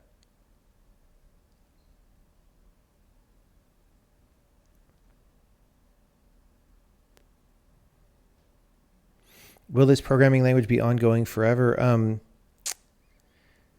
Not in the same way. Like, I expect we will have a version 1 at some point, and then that's version 1, and then we'll work on a version 2. But like, it'll be more stable. It'll be more like stable than like C++, where they try to have a new version every 2 years. Like, I think you figure out something pretty good. That's the current version of the language. Maybe that undergoes very small evolutions, but then if you do a sequel, that's different. And so forth.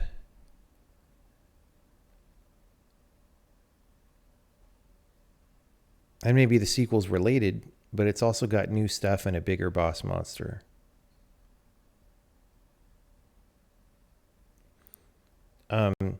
We do not have inline assembly yet, but we are hiring someone who that may be one of the things he works on. But I don't know the time frame for it.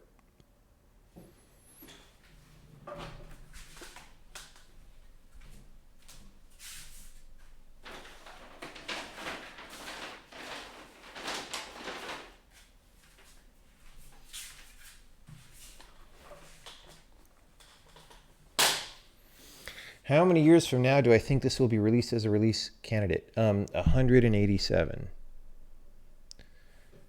187 years. Is inline assembly different from intrinsics? You can sort of just write a program better in it, whereas intrinsics are kind of weird and feel hacky, and you have to take what they give you.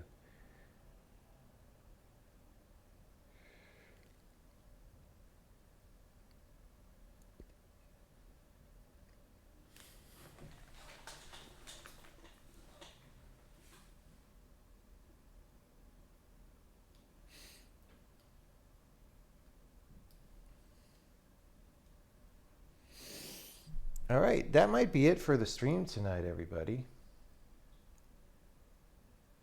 I wasn't sure if we were going to be able to deliver value to the people tonight, but we were able to do that. And that's great. So I'm going to sign off and go resume my normal life of having totally worthwhile and deeply meaningful conversations with people on Twitter about programming, because that's how that always goes. And Yeah, we'll stream a little bit. I do want to work on the compiler book more soon. I don't know if I want to stream that though. We'll see. We will see. I've been cranking on the compiler again lately, but there's other stuff I need to do. So, yeah. We'll see.